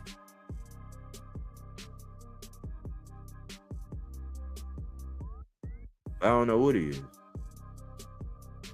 He is a one-trick pony. He's a fencer. So I don't know how it feel to be on borrowed time, man. They got this man walking around calling him Debo and all that. I was like, man, yo, you gonna find out who really love you, man. You gonna find out who really love you, man. And I'm not saying it's gonna be a piece of cake for Brian Norman. But man, y'all gotta come down off that high horse, and the fans gotta be realistic. Like, man, this is a very dangerous fight, man. We don't know what his punch resistance is. We don't know how that chin gonna feel. We don't even know that, like, he gonna be able to score enough points. Can you run? Because I'm calling him the Flash. He used to be Mr. Glass on the inside and the Archer from the outside, but now he's Flash Gordon. You know what I'm saying? He's Flash Gordon. And that's one thing about the Flash, like, if you know that he likes to run from here to there and over there and over there and over there, all you gotta do is time his ass one good time when he's moving that fast, and it's over. Double impact. It's like pick your poison. You know, so that can be calculated. In the ring, Brian Norman and them say they know how to cut the ring off. He just haven't had to use it. But for some of the things, some of the not so observable things that I've been seeing, right? For one, Brian Norman is smarter than Devin. Brian Norman is more mature than Devin. Like, Brian Norman's philosophy is like, listen, man, I'm a regular dude. I seen the interview the other day. He said, listen, man, like, right now I'm just cooking some spaghetti. I'm just a regular dude. He don't walk around with this, I'm bigger than you, I'm better than you. He don't walk around with this big ass persona. You know, he's down to earth. He's just like the people down in the A. I got family down in the A. I got family in the A. He just wasn't, you know what I'm saying? He's a little, I noticed he's a little sarcastic, you know what I'm saying? But he got a great sense of humor. But sarcasm is my drug of choice. You know what I'm saying? So I get it. But he's smarter, man. He's like, to me, he remind me of just the blue collar dude, right? Who just want to stay out of it. Even when that knee pad wearing guy, even when he was trying to drill him, he was like, man, you trying to get into my personal life? He's like, nah, man, I be chilling. I like to read. How about that? I like to read, man. I just like having a good time. You know what I'm saying? I don't do much, man. I stay out the way. But he's smarter. He's already like, so I remember it was a double standard because at 24, they were calling double. At 24, this was just what, 3 years ago? Oh, man, he's only 24, man. Like, no, man. Like, and all this daddy stuff, they was calling that man at 24. It looked like Brian Norman Jr. got an understanding with Senior, the way it's like, listen, I'm about to go ahead and talk, get my thing on, you know what I'm saying? Ixnay on the mixnay, let me do my thing, eh? And he can handle his own. He said, look, man, I don't know why we gotta down and degrade each other. I don't know why. He said, why can't we just, make the fight? We train, I prepare, I like training. I'm in love with what I'm doing. We shake hands before the fight. I go in there. You know what I'm saying? I put your lights out. We can shake hands after the fight. And we going about our business. Why we got to tear each other down? But no, because the market for this shit right now. Everybody want to be sensationalist. Either they copying people, they biting shit, they hitchhiking, they stealing, they copying. They just copy and paste. Sprinkle a little bit of Lowry seasoning salt on it, act like rehearse it a couple times, learn a couple new words, boom. But this is what because they think that this shit is really like wrestling where you need all of that. Well, I mentioned some names. You don't see David Benavidez all out and about being all rowdy and crazy. How did Moritalia get to a title? Andy Cruz, it might be a small language barrier, but how is he getting to a title? Abdullah Mason, he ain't all loud and rowdy and all this, but he's still getting to a title.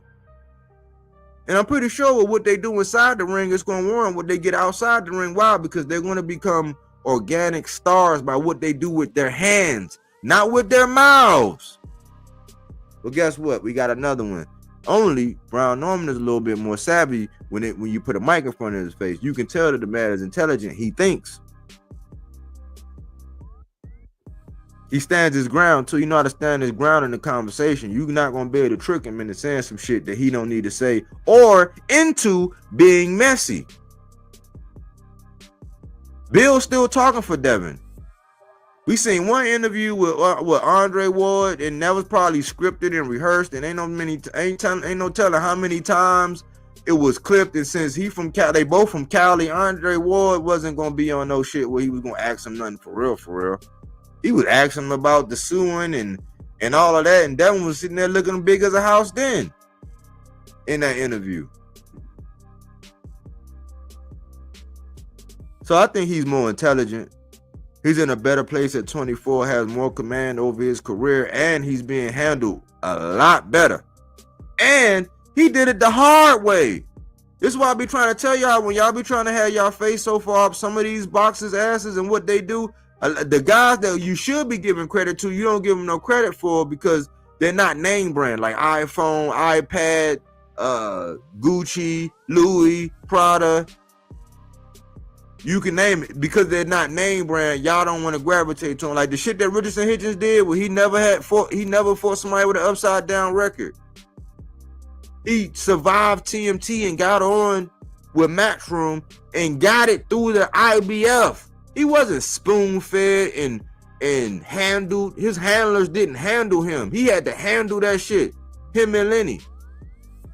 The Normans, they weren't handled. They was expected to lose. They had to become road warriors, and they embraced it. They had to learn how to be comfortable being uncomfortable, like on some military shit, like shit that I had to do. Well, you gotta learn how, you gonna, this is what we gonna be at. Yeah, you gotta learn how to sleep. You know what I'm saying? You gotta learn how to, not have so much to eat, how to ration out some shit, how to go without. How to not have all of the luxuries, not have a mouthpiece talking for you. Yeah, that's better OJT than having somebody speaking for you and promoting for you and all these channels lying for you. They still ain't even talking about none of his indiscretions, but they'll talk about everybody else's indiscretions. Eureka. But not Devin. I always say, man, he was like that bad, like one of them badass little nephews. You know them little kids who they be in there cutting up, tearing up, don't give a fuck. And the minute you go to spank their ass, but you better not touch him. You better not touch him. And then he grow up and he be bad as shit, just getting into shit and getting out of shit. He never had no real, and he wound up doing something stupid because y'all would let him get away with shit. I think Brian Norman's a little bit more ahead, man. He's a road warrior. He went out and my man out there in Cali in his backyard. But they want to give him that same, they want to give Dev that same privilege for Cambosis. But again, Devin, remember, when Loma got in the ring with him, he said, oh, he's a middleweight. So that was a middleweight fighting somebody at 135. This is the first time he's going to be actually fighting somebody damn near his size after Ryan. But we, remember they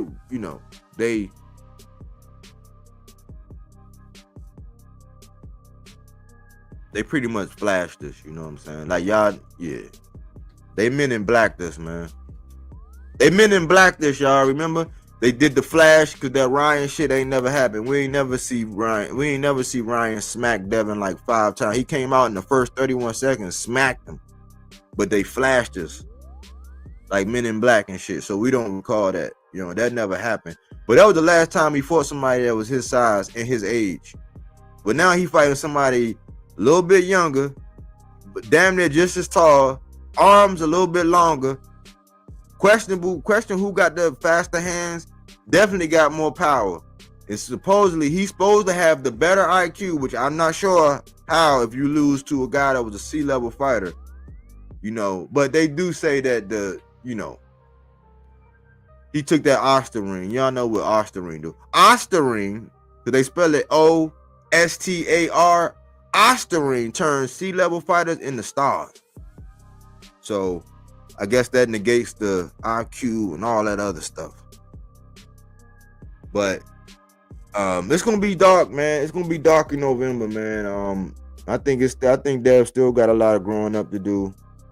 You know what I'm saying? The veil is being lifted. All of the dumb shit he's been doing in the past is finally catching up to him, man. And his fans, man. I hope the only fans stick by him, though, man. I hope they stick by him, man. Because if he go out like Jen Sasaki, I don't know if I don't know, man. Maybe I have more faith, but I just know how this thing called life work, man. And shit comes full circle, man. You know, that's why I try not to sow seeds of discord. I stand on truth. I can't help it if nobody else ain't standing on their truth and what they know. I can't help it if everybody else want to be a hypocrite. But that's my lane. Silence is consent. I speak to the things that, you know what I'm saying, that ain't right. They say all it takes for evil to prevail is for grown men and women to remain silent. So we speak to those things. We give you fruits and veggies. We don't just fill you up with a whole bunch of junk and fast food.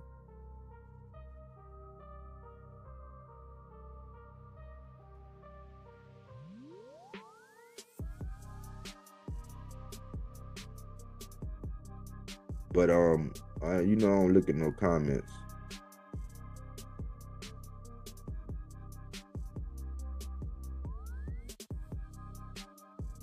We got a full house in this motherfucker, boy. But yeah, my bad, y'all. When I'm doing that part, just so that people would know exactly where I'm coming from, and I get all of those things out the way, man, before we really start chopping it up, man. I gotta get that shit out, man, because I'm tired of y'all. I'm tired of people gaslighting and acting like we don't see shit that we be seeing, man. So my bad. I meant to I should have put it out there, but sometimes I don't even like being interrupted when I'm going through that, man. I don't even like being interrupted, man.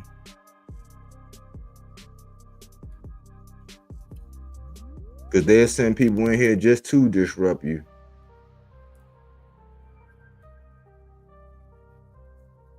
But there you go, man. I wasn't looking at no comments. I was just, you know what I'm saying? But there go the link, y'all. If somebody want to get up here and speak their piece, man. Remember, be respectful.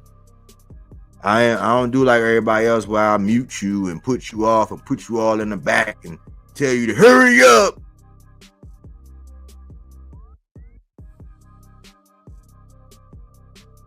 Salute, AC. What's good, bro? What's good? Great cook, man. Definitely. Here's where I am with it. You said something that caught my attention, and I really like the analogy of being an archer, right? Now, you could be a stationary archer. Could be one of those. Those are whatever. Or you could be an archer like Jamie Foxx was in teaching Robin Hood how to really shoot an arrow by taking 3 of them joints, 4 of them joints. You feel what I'm saying? Being able to spit an arrow just as fast as you could, whatever. That's not the level of archery that Devin deals with. So for me, when I look at this fight, I'm always going to take into some consideration recency bias. It may not hold a heavy percentage weight, but it has enough percentage that would lead me to one side or the other. And in this fight right here, I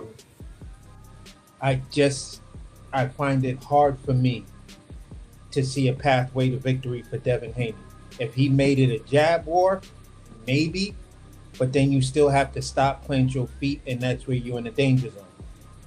So I applaud Devin for taking the fight. It shows a lot of courage. You're trying to make a statement in making this fight. If it gets across the line, that's a different story. We get the weigh-ins, the final stare down, and dudes make it in for the fight and shit like that. That's a whole nother story. But for right now, I don't think this is one of those decisions where I like both fighters, and I'm gonna flip flop. I'll let it be known in the beginning because I really like both fighters. But this is one of those things that it's just, as a Devin Haney fan, it's painfully clear. Like you may have a chance to bounce back. You feel what I'm saying? The other side of the Devin Haney fans that'll, be real resourceful and try to give him the moral victory and look at what he just came off of, and then he was still suffering from PSD. It was clear when he fought Ramirez. That's going to be their talking points. For me, ain't no PSD when you taking on a fight like this. There is no PSD when I saw your pop pull up on a channel, and you and Brian Norman Sr. were talking about making this fight. That ain't PSD to me. So y'all not gonna be able to sell me on that bullshit. You feel what I'm saying? So if you're a heavy Devin Haney fan, no, I'm a heavy Devin Haney fan, but I'm not gonna make those type of excuses for the man. I said take a couple of other, maybe one or two more fights just to stay busy and show us that you got that confidence back, that you could stand there and fight and fight or box. So I'm not seeing neither one of those. I have no confidence in them going into this fight. This is Brian Norman's time as well, so I don't really know what it is, man. I don't really know why you're trying to take this fight. I just hope if it gets across the line, it answers some questions. If you win, bro, congratulations like a motherfucker. But if you get knocked the fuck out, know that there are some of your fans that's telling you, bro, we tried to told you. We tried to told you. Yeah, I just been hearing I've been hearing a lot of I'm like, hold on, man, this dude. Well, like you heard what I said about how are people questioning Shakur at 35 after all the fights? He's been here for a minute now at 35. I mean, might not be the names, but at least he's been fighting some guys like at 35. So it's like we're not questioning, like he's been taking the punches from guys at 35. It's like, and I seen with Candy Slim, I knew this is what they do. They do stuff like this. Out of all that shit, out of all the stuff I said, right? This man gonna say that catch weight was technically welterweight, fam. That's all they got to say. That's why I be trying to say. Them roll, you might well save your breath. Yeah. You might well save your breath. That's not a full-fledged welterweight. And you can say, oh well, he got the experience. He ain't never been up there. Yeah. It's just like you can have all the speculation. You can speculate that Boots' last performance not having to rehydrate that performance, but then you gotta consider, okay, that was against Stan Giannis. He said that Stan Giannis was tailor-made for him, just like Vila, a little bit better than Vila. He said that. You can speculate how he gonna look at 54, but he ain't been there yet. Yeah. So that's all. Like that's what I'm trying to tell you. Some people out here, all they want to hear is glowing praises about their fighter, but they can say whatever the fuck they want about everybody else and their fighter. Yeah. It's like, no, we got tunnel vision right now. We talking about Devin. We're not talking about speculation. And we always base everything on their last performance. So based on his last performance, he improved whether or not his chin, he can take a punch in the chin. To me, I didn't see him get touched in the chin. I tend to do it like this. When the fight is made, the first thing I do is go back and look at the last three fights, whether they highlights or whatever. I try to give myself a good assessment of the fight, whether I saw the fight or not. If I saw all three of your last fights and I know your opponent, I can give my assessment right then and there. But if I haven't, I'll kind of like do my little homework, my study, my due diligence, run the numbers, look at knockout percentages, look at how many rings you put in, just to see if it's actually a sleeper good fight. You feel what I'm saying? And if it comes to me that, okay, these numbers look fucked up, you my dude, but your numbers compared to his, you're not winning this fight. Stylistically, measurements and other numbers like that, you're not winning this fight. You feel what I'm saying? And whether or not I'm rocking with people that believe that or not, and believe me, I'm still taking therapy for all the times I thought I was walking into a club or a house party, nigga slipped a Mickey in my drink and I got gangbanged. Oh, you feel what I'm saying? So at the end of the day, it's just like I've been there, being the only person, just like, listen, if we fans of this dude, we can't be honest about this thing. You feel me? And I've had debates with another guy on the panel, and me and him are only the essential Devin Haney fans, and he just going way too far with it. I'm like, bro, come on, man. Come on.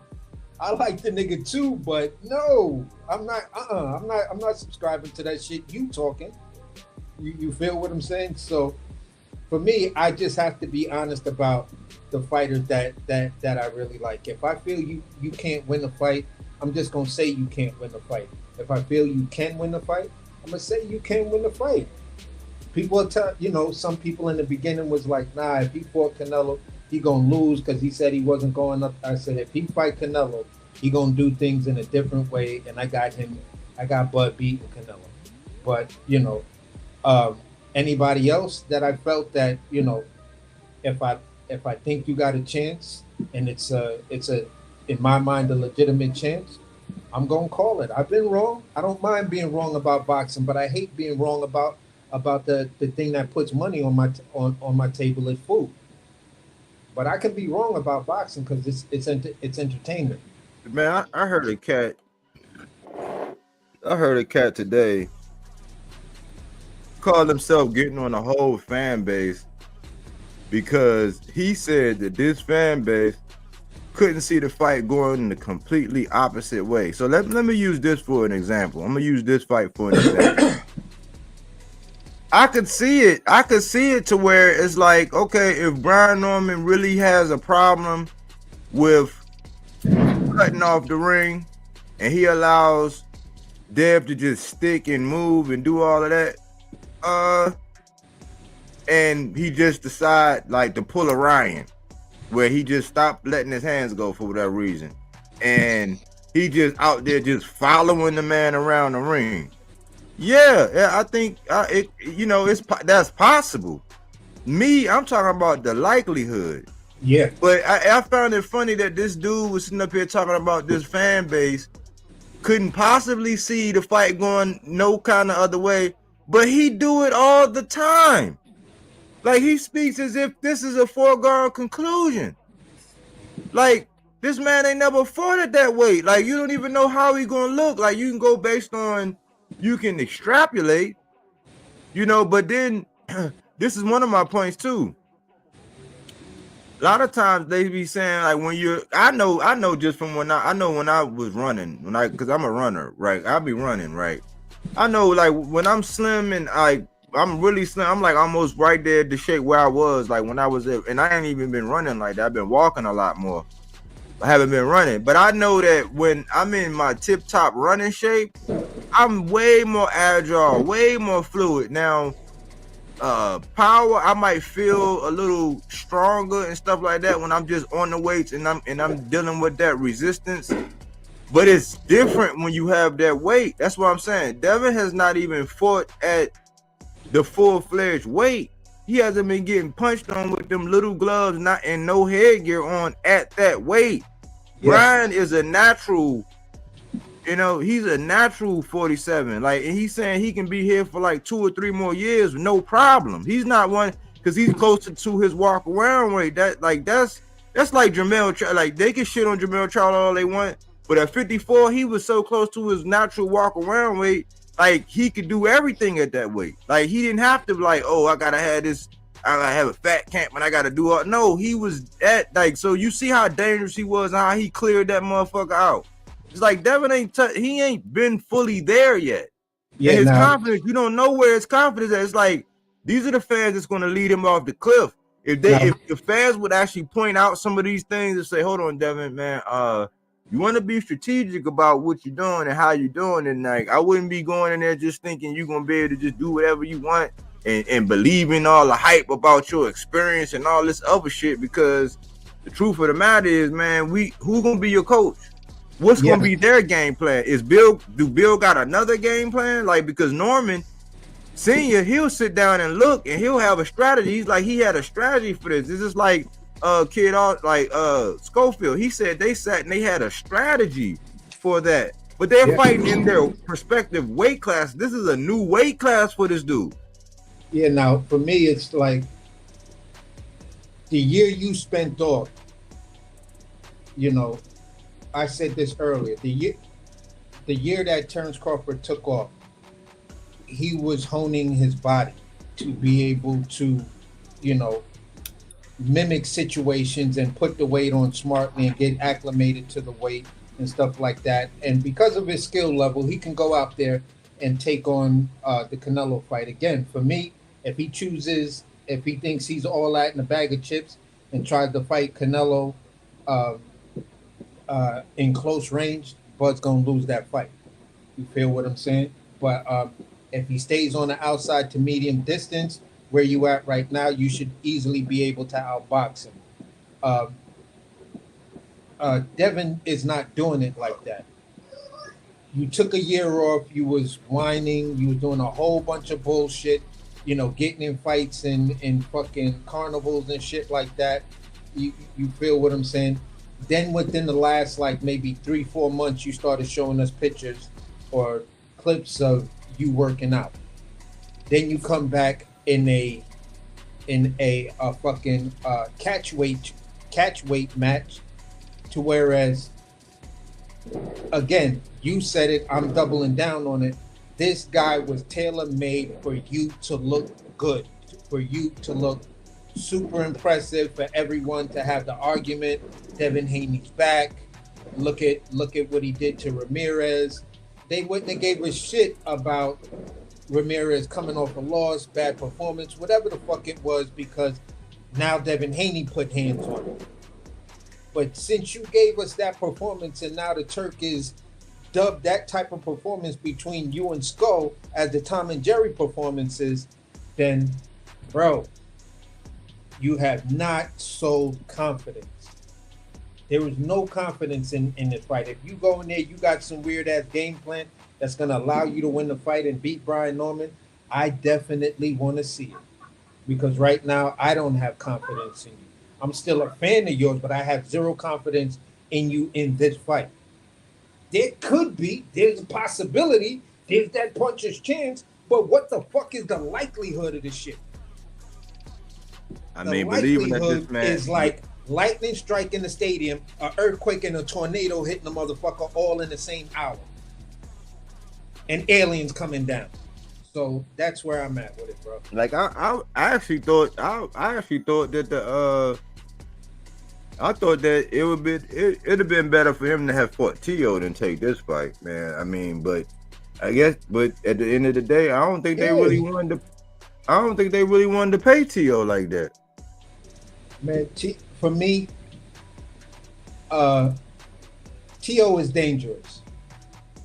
If the Tio that we know who steps up for the level of the competition shows up, it makes it probably a 55-45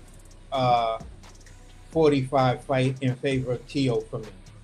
You feel what I'm saying? Again, Devin, you did not sell me, so I can't give you that credit. If I go back to your last 3 performances, I saw all 3 of those fights.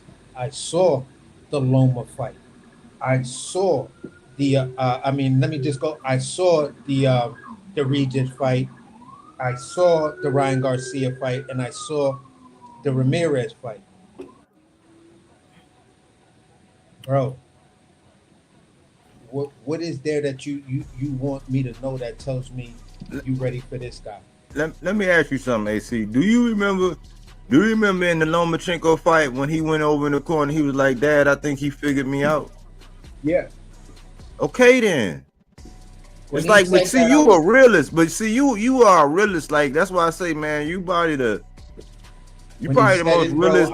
You're the realest Devin Haney fan that I know because that's what I be trying to say. It's like, bro, don't be acting like you got this code. And like since that Loma fight, like what has it's a lot that happened since that Loma fight, and you eke by. I always say, listen, I had to score. I actually, like me, being the person I am, diehard Tank fan, I actually scored the fight for Devin. And you know what I said? I said, see, that's what Loma get for being cocky. I was like, he took off that 12th round thinking he had it in the bag. He was going to get the decision. That's his fault. Yeah. But there's some people out here that argue, they'll argue you down that Loma actually won. I was like, well, I think Devin put enough. He went to the body early and he put enough rounds in early.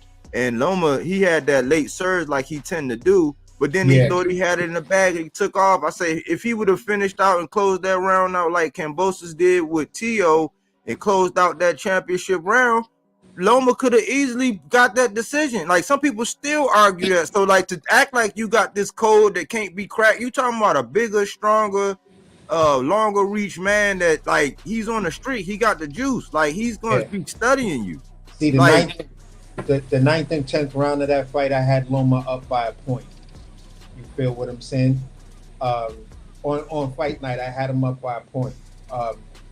The 11th round, I felt it was a draw, and then the 12th round was the deciding factor.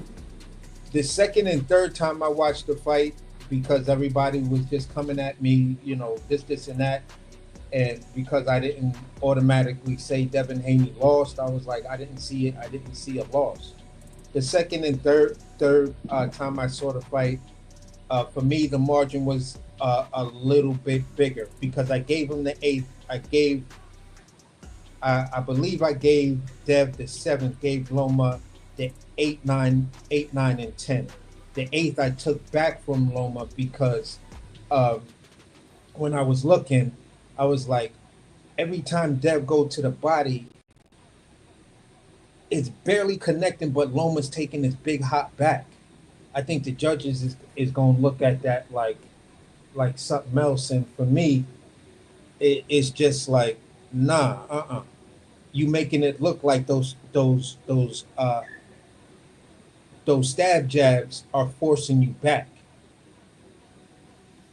So that's kind of where I was. And then I watched a couple of boxing breakdowns of the fight and shit like that. And they pointed, every boxing channel that breaks down the fight pointed that same thing out.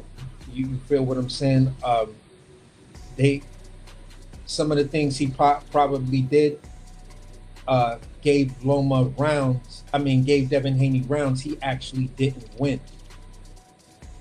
So it's like, yeah, you gotta, yeah, bro. It gets crazy when you keep going back and watching that fight. It's like, I could see this, but I could see that. You feel what I'm saying? But moving fast forward with Brian Norman, he's not going to give you that opportunity. He's going to keep his foot on the gas.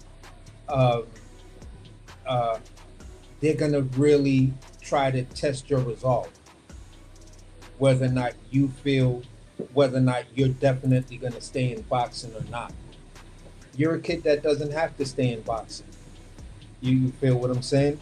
At the end of the day,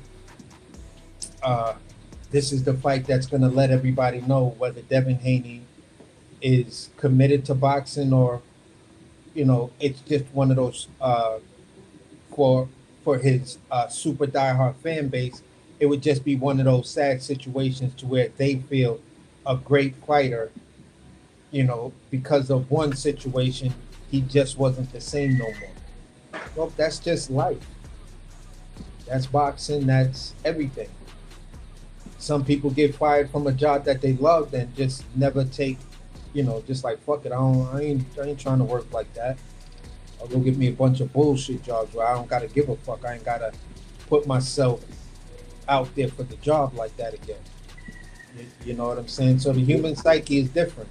Well, I'm gonna close out on this, man, because I went in on them, but I'm gonna close out with this. I'm gonna say this. This is like the style that Devin has and what his vulnerabilities was. This is not like breaking news. Like the Linares fight told you that. But you got to think that Linares, older gentleman, been through his wars. The Jojo Diaz, it showed up. Older gentleman, he was in that bottle. He skipped over to Fortuna. He actually had a chance to fight. He actually had a window when Loma first took that franchise to actually get that fight. But he went and grabbed that dude from Puerto Rico. What's his name? Alberto Santiago. I think it's I forgot his first name, but his last name Santiago. That was his first fight in the States. Then when you look at it, he had Gamboa after the stoppage from Tank.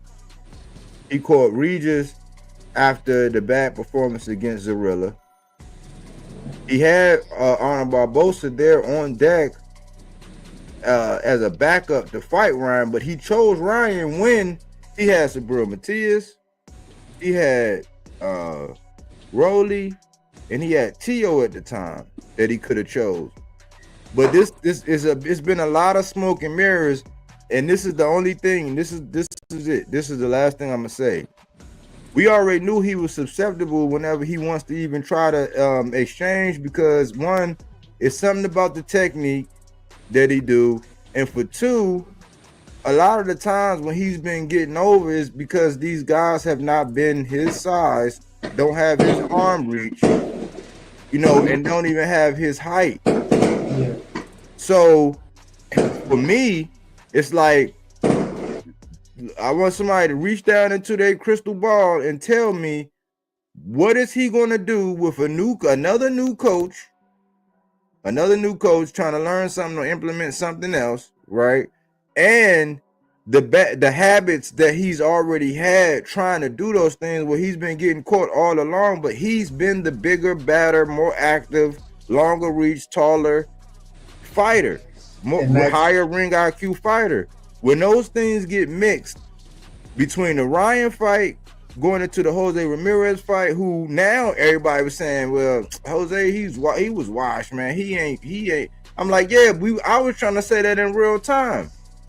So what happened since then, since the Ryan fight, aside from the Jose Ramirez fight, that says, oh, well, he's going to be this guy or that guy? Because remember, people fail to acknowledge this, that Regis Prograis had a one-way rehydration clause. Devin can get big. Regis was limited. That's why he looked like that, because I couldn't believe Regis looked like. That's why Regis looked like that. They never acknowledged that. So I'm like, y'all got a lot of people got Devin walking around. You don't. A lot of people got Devin walking around with this false sense of confidence, and they doing the same shit I just said that they did with Wilder, where in real time I was saying, man, nah, man, it's like, come on, man. I ain't trying to shit on the man like that. I ain't trying to shit on the heavyweight champ like that. But come on, bro. We know what we looking at. And he fell in love with one thing, and his fans kept telling him, oh, nah, you tripping, you hating. They doing the same shit with Devin. It's like, I'm not tripping, I'm not hating, but wait till after you get his ass knocked out, they're going to be saying, well, we knew Devin wasn't, we knew, man, it was just a good story, man, coming from his past, and they going to do all that hindsight is 2020 bullshit. Yeah, I used to piss Wilder fans off, and I was a heavy Wilder fan. You feel what I'm saying? I was on cloud 9 when the nigga opened up his first, bomb squad store and shit like that. He decided to open it up in Brooklyn, downtown Brooklyn and shit like that, right in the Barclay and everything. So, but I was always like, there's one guy that he's just not gonna beat. And they was like, people would be like, who? he could knock out anybody. I said, yeah, he could, but he's not going to beat Tyson Fury. When I used to watch Tyson Fury, when I saw what Tyson Fury did to Klitschko, what I just a big man that can move like that. His feints was off the chain and shit like that. I was like, man, listen. And then when Fury stepped in the ring with Wilder, when he was talking mad shit, he had the gypsy haircut, the shirt with the suspenders on and shit like that, looking like he's a gypsy bouncer. I was like, oh my God, this dude is massive. What the fuck, bro? So for me, a lot of them used to be like, you bugging, he'll sleep Fury. I said, yo, if he catch Fury and Fury fuck around and start playing like he did with Christian Hammer and some of the other dudes in his past year, he might do sleep Fury. But when it comes down to just boxing, I think Fury will beat the shit out of him. He's limited, bro. Look at the way, like, there's techniques. I know what he's good at, and I know what I like to watch from him and shit like that. That shit is funny to me, but am I gonna think he's a world class, heavyweight champion shit like that? No, I knew what he did, and I knew how they moved him. You feel what I'm saying? He only went straight down the WBC, kept it right there, caught tunnel vision. There was some fights he tried to make. Eddie Hearn pulled his bullshit and shit like that. But other than that, it was straight down there. When I saw, as he got up, I kept on saying, listen, he need to work on that defense, know how to stop the clinch. When a nigga try to clinch with you, especially them big-ass Europeans, you got to know how to use your forearm and stick your ass out. He never learned that. I said, Shakur do it, Floyd did it, Bud does it. I seen Dev do it. I seen Andre Ward do it. All the greats do it. All the ones that have the potential to be the greats are good boxers do it. So I was like, wow. So let me say something. See, Candy Slim, that's why I say you pick and choose, bro. You been here, you know who I am. You been over here, man. You know how we rock. You even got up here on the panel, bro. Like, stop it, bro. I know you never heard of it, but that's gaslighting. But you keep running that same race and telling your boy that he the best thing since sliced bread and blowing his head up and acting like you don't see and hear none of this shit. Just go right along with it, man. Just save your breath over here, man, because that's gaslighting, bro. I heard that the very next day when everybody was giving it, when certain channels was giving their fight reactions and shit the next day, and they gave him his props, but they also said, at that point they were saying it's a rumor. Rumor had it that there was a one-way rehydration clause. Regis then comes out and states that same thing. So Regis said it. It's not something that we're saying. And the man that fought him. And it's in articles. And it's all in articles. But Regis is a G. He's like, he didn't want, because Regis in his pride, his self-pride, Regis was like, he ain't want that to be, he wasn't gonna make that a talking point. That's why he kept saying Devin was just a better man that night, bro. He's like, Devin was just a better man. Yeah, because Regis said that. Regis said that, but to me, when you moving up and you fighting a champion, like, that's like the awkwardest A-side shit I've ever heard. And that's another reason why I'm like, this dude gotta have all the advantages. But we seen what happened when he don't have the advantages. So you can gaslight, you go ahead and keep gaslighting, but I already say you can't gaslight me. I'm already lit. But I ain't gonna spend too much time. I'll just say, hey man, it's gonna be, enjoy your time, man. I hope you finding a new favorite fighter. You know what I'm saying? I hope you gonna you get onto some of these young guys that's really about legacy, that's really not that messy, that's really letting their hands talk in the ring, that really don't got all these advantages. You know what I'm saying? I hope you find a new one, man, because you're gonna need one after November. Trust me. Yeah, I'm just hoping that, I'm still gonna be a fan of Devin Haney after I see him lose and do it, because to me it'll be his first official loss. For me, I want to see how he handles a real loss now. He going through, man. If you gonna crash out and do a whole bunch of shit, bro, you should have never started fucking with boxing. And look, and this the other thing. You heard what Tim Bradley said and what that dude Fana Jafardi said. They gonna say that too. Yeah, They gonna say that too. Even though they never acknowledged that him and the other guy is with Snack. They never acknowledged that either. Like that they've been with Snack and they've been like mysteriously. This man tried to say all he did was eat and he just hydrated and blew up. Like man, like I'm like man, but they gonna say that too. So it's either gonna be some sue or they're gonna be trying to say something about his fucking gloves. Or they're gonna be trying to say something about some PEDs. I bet you. That's why I said if I was the Normans, I wouldn't even have done this shit because if he lose, it's just like them people. Like when I remember when I used to roll when I was in high school, I used to come home. We used to always roll dice. And one day I was rolling. This dude was like, "Man, hold on, man. You gotta give me a chance to win my money back." I said, "Win your money back?" He was like, "Nah, we gotta keep." I said, "Man, you better get the fuck out of my face." Yeah, and I was like, nah, I can't do that no more. So it's always gonna be one of them ones to where, you know, they're gonna slander this man. Like if he go, cause Tim Bradley said it. I couldn't believe it. I went under his comment and rolled on his ass. I rolled on his ass after that. And he took, I don't know if he took, I think he took it down. But I'm like, see, if he's saying it, they definitely gonna say that. So I hope they got testing. I hope they got testing. And that's where I was gonna go with it. Just Brian Norman, just sign up for VADA testing. You feel what I'm saying? Squash all the bullshit that they trying to say to you. You feel what I'm saying? Because if Devin's team don't sign up for the VADA testing, then what is that saying? You just say, you know what? Let's do VADA. This way, nobody got nobody has any excuses and shit like that. Tim Bradley can't come out and say, stuff about testing and shit like that. Shut all of that bullshit up, bro. Make sure the fight is clean. Devin said all he want to do is fight clean fighters. If Devin and them never mention anything about testing, please don't nobody come out and say Brian Norman cheated, because they could have mentioned it themselves and said, listen, we'll sign up for it. Are you signing up for it too?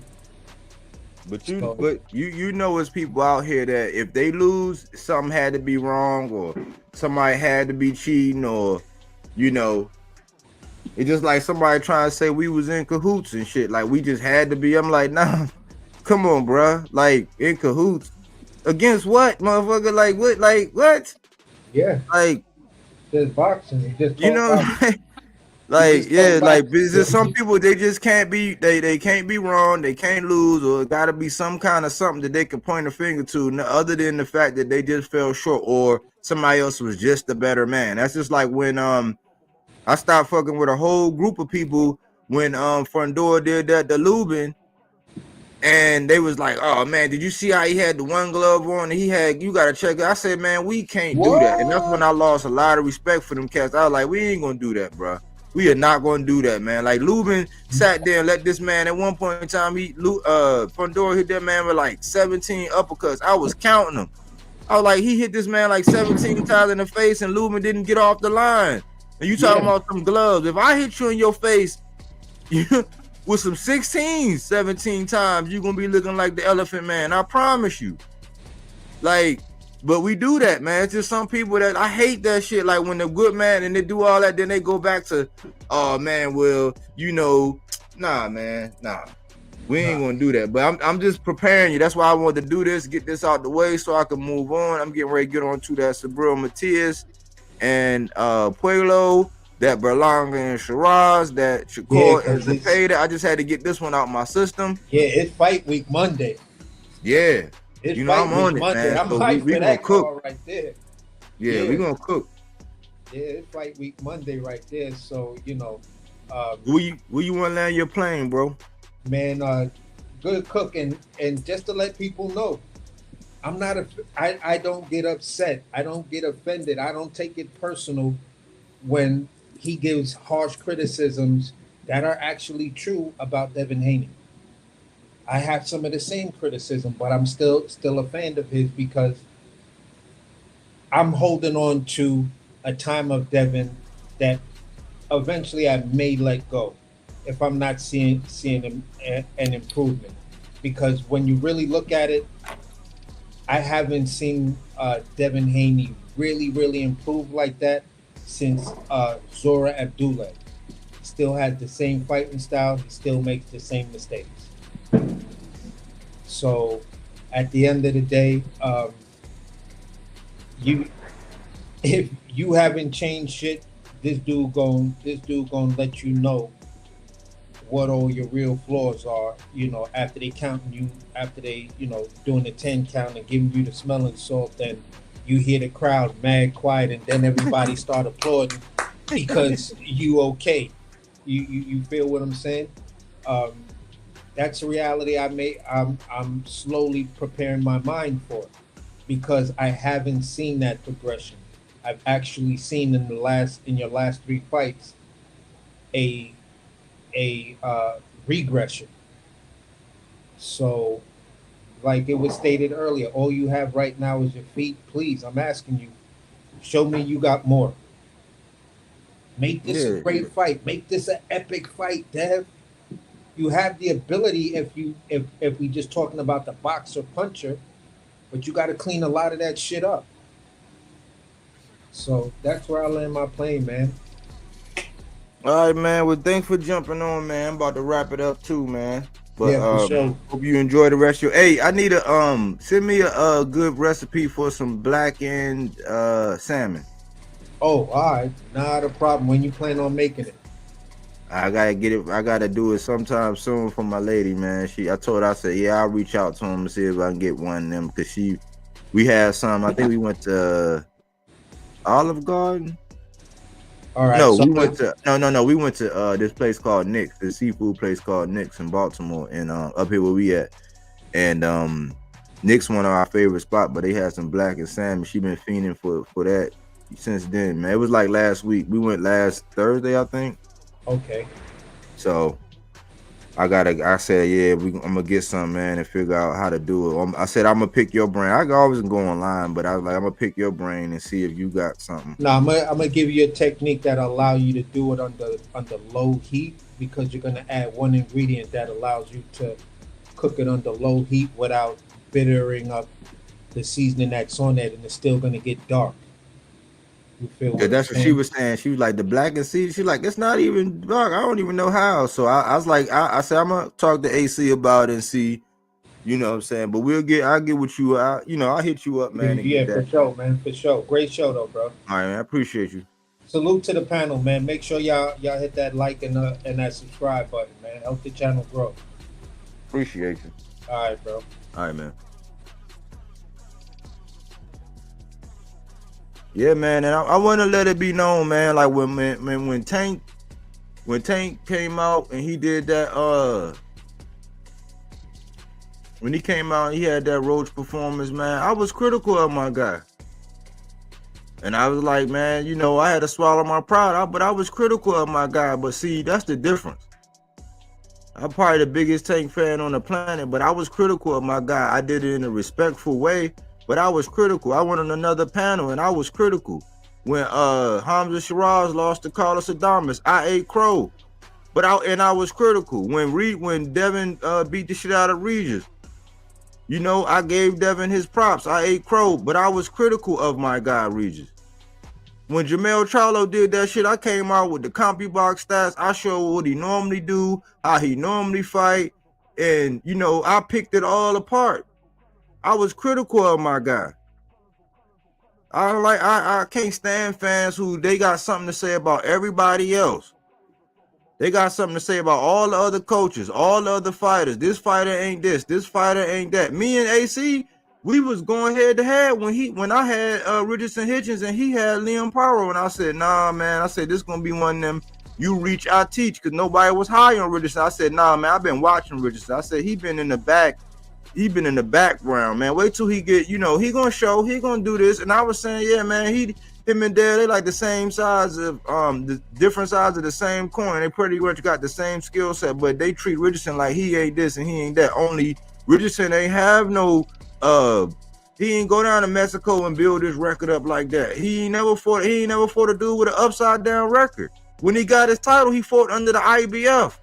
So when Devin came out and criticized him, I said, hold on, man, you the last one that should be criticizing somebody, especially when they fighting for a title. They did an eliminator under the IBF rules. You would never.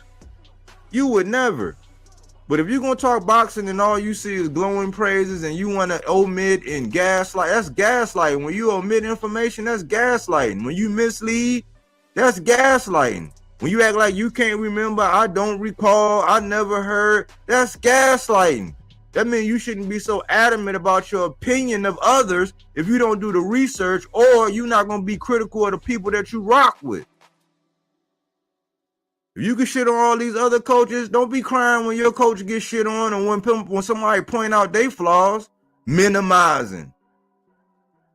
Oh, you just talking about the one loss? No, I'm talking about 4 losses, 3 losses in a debacle. But I know that just like a lot of the times, just like with these boxers, right? It's a lot of motherfuckers, they can dish it, but they can't take it. And a lot of these people that's fans, only fans, they be so critical, especially they can say anything they want about Tank, but you can't say nothing about Devin. I be trying to tell people, stop me when I'm lying, and they never stop me, because I don't be lying. Anyways, hit the like button, comment, leave your comments if you catch the, if you listening to this on the playback at some point in time. Talk to me, holler at me. I'll talk back. My super chat works. I've been monetized. I'm not a part of no network. I'm not getting payola. Like, I'm not a part of no camp. I ain't trying to be butt buddies with nobody. You know what I'm saying? I'm not just gonna co-sign anything. I'm gonna be staunch in my views, and I'm gonna have my opinions. But one thing I am always real. I'm always real, and I'm accountable. I could stand with my chin up and say I'm wrong. I was wrong. Oh, I ate crow. Oh, well, yeah, I didn't have that pick. I'm not like these petty ass people that be online. I'm not petty. I don't even think that being petty is a masculine trait, nor is being jealous. But anyways, thanks for choosing Bodywork Boxing. But we don't take things for face value. We do that body work. He didn't want to box. He wanted to actually prove that he could punch with you. He was like, what the fuck is this nigga, right? Oh, okay, you want to go to sleep. You tired. Welcome to Bodywork.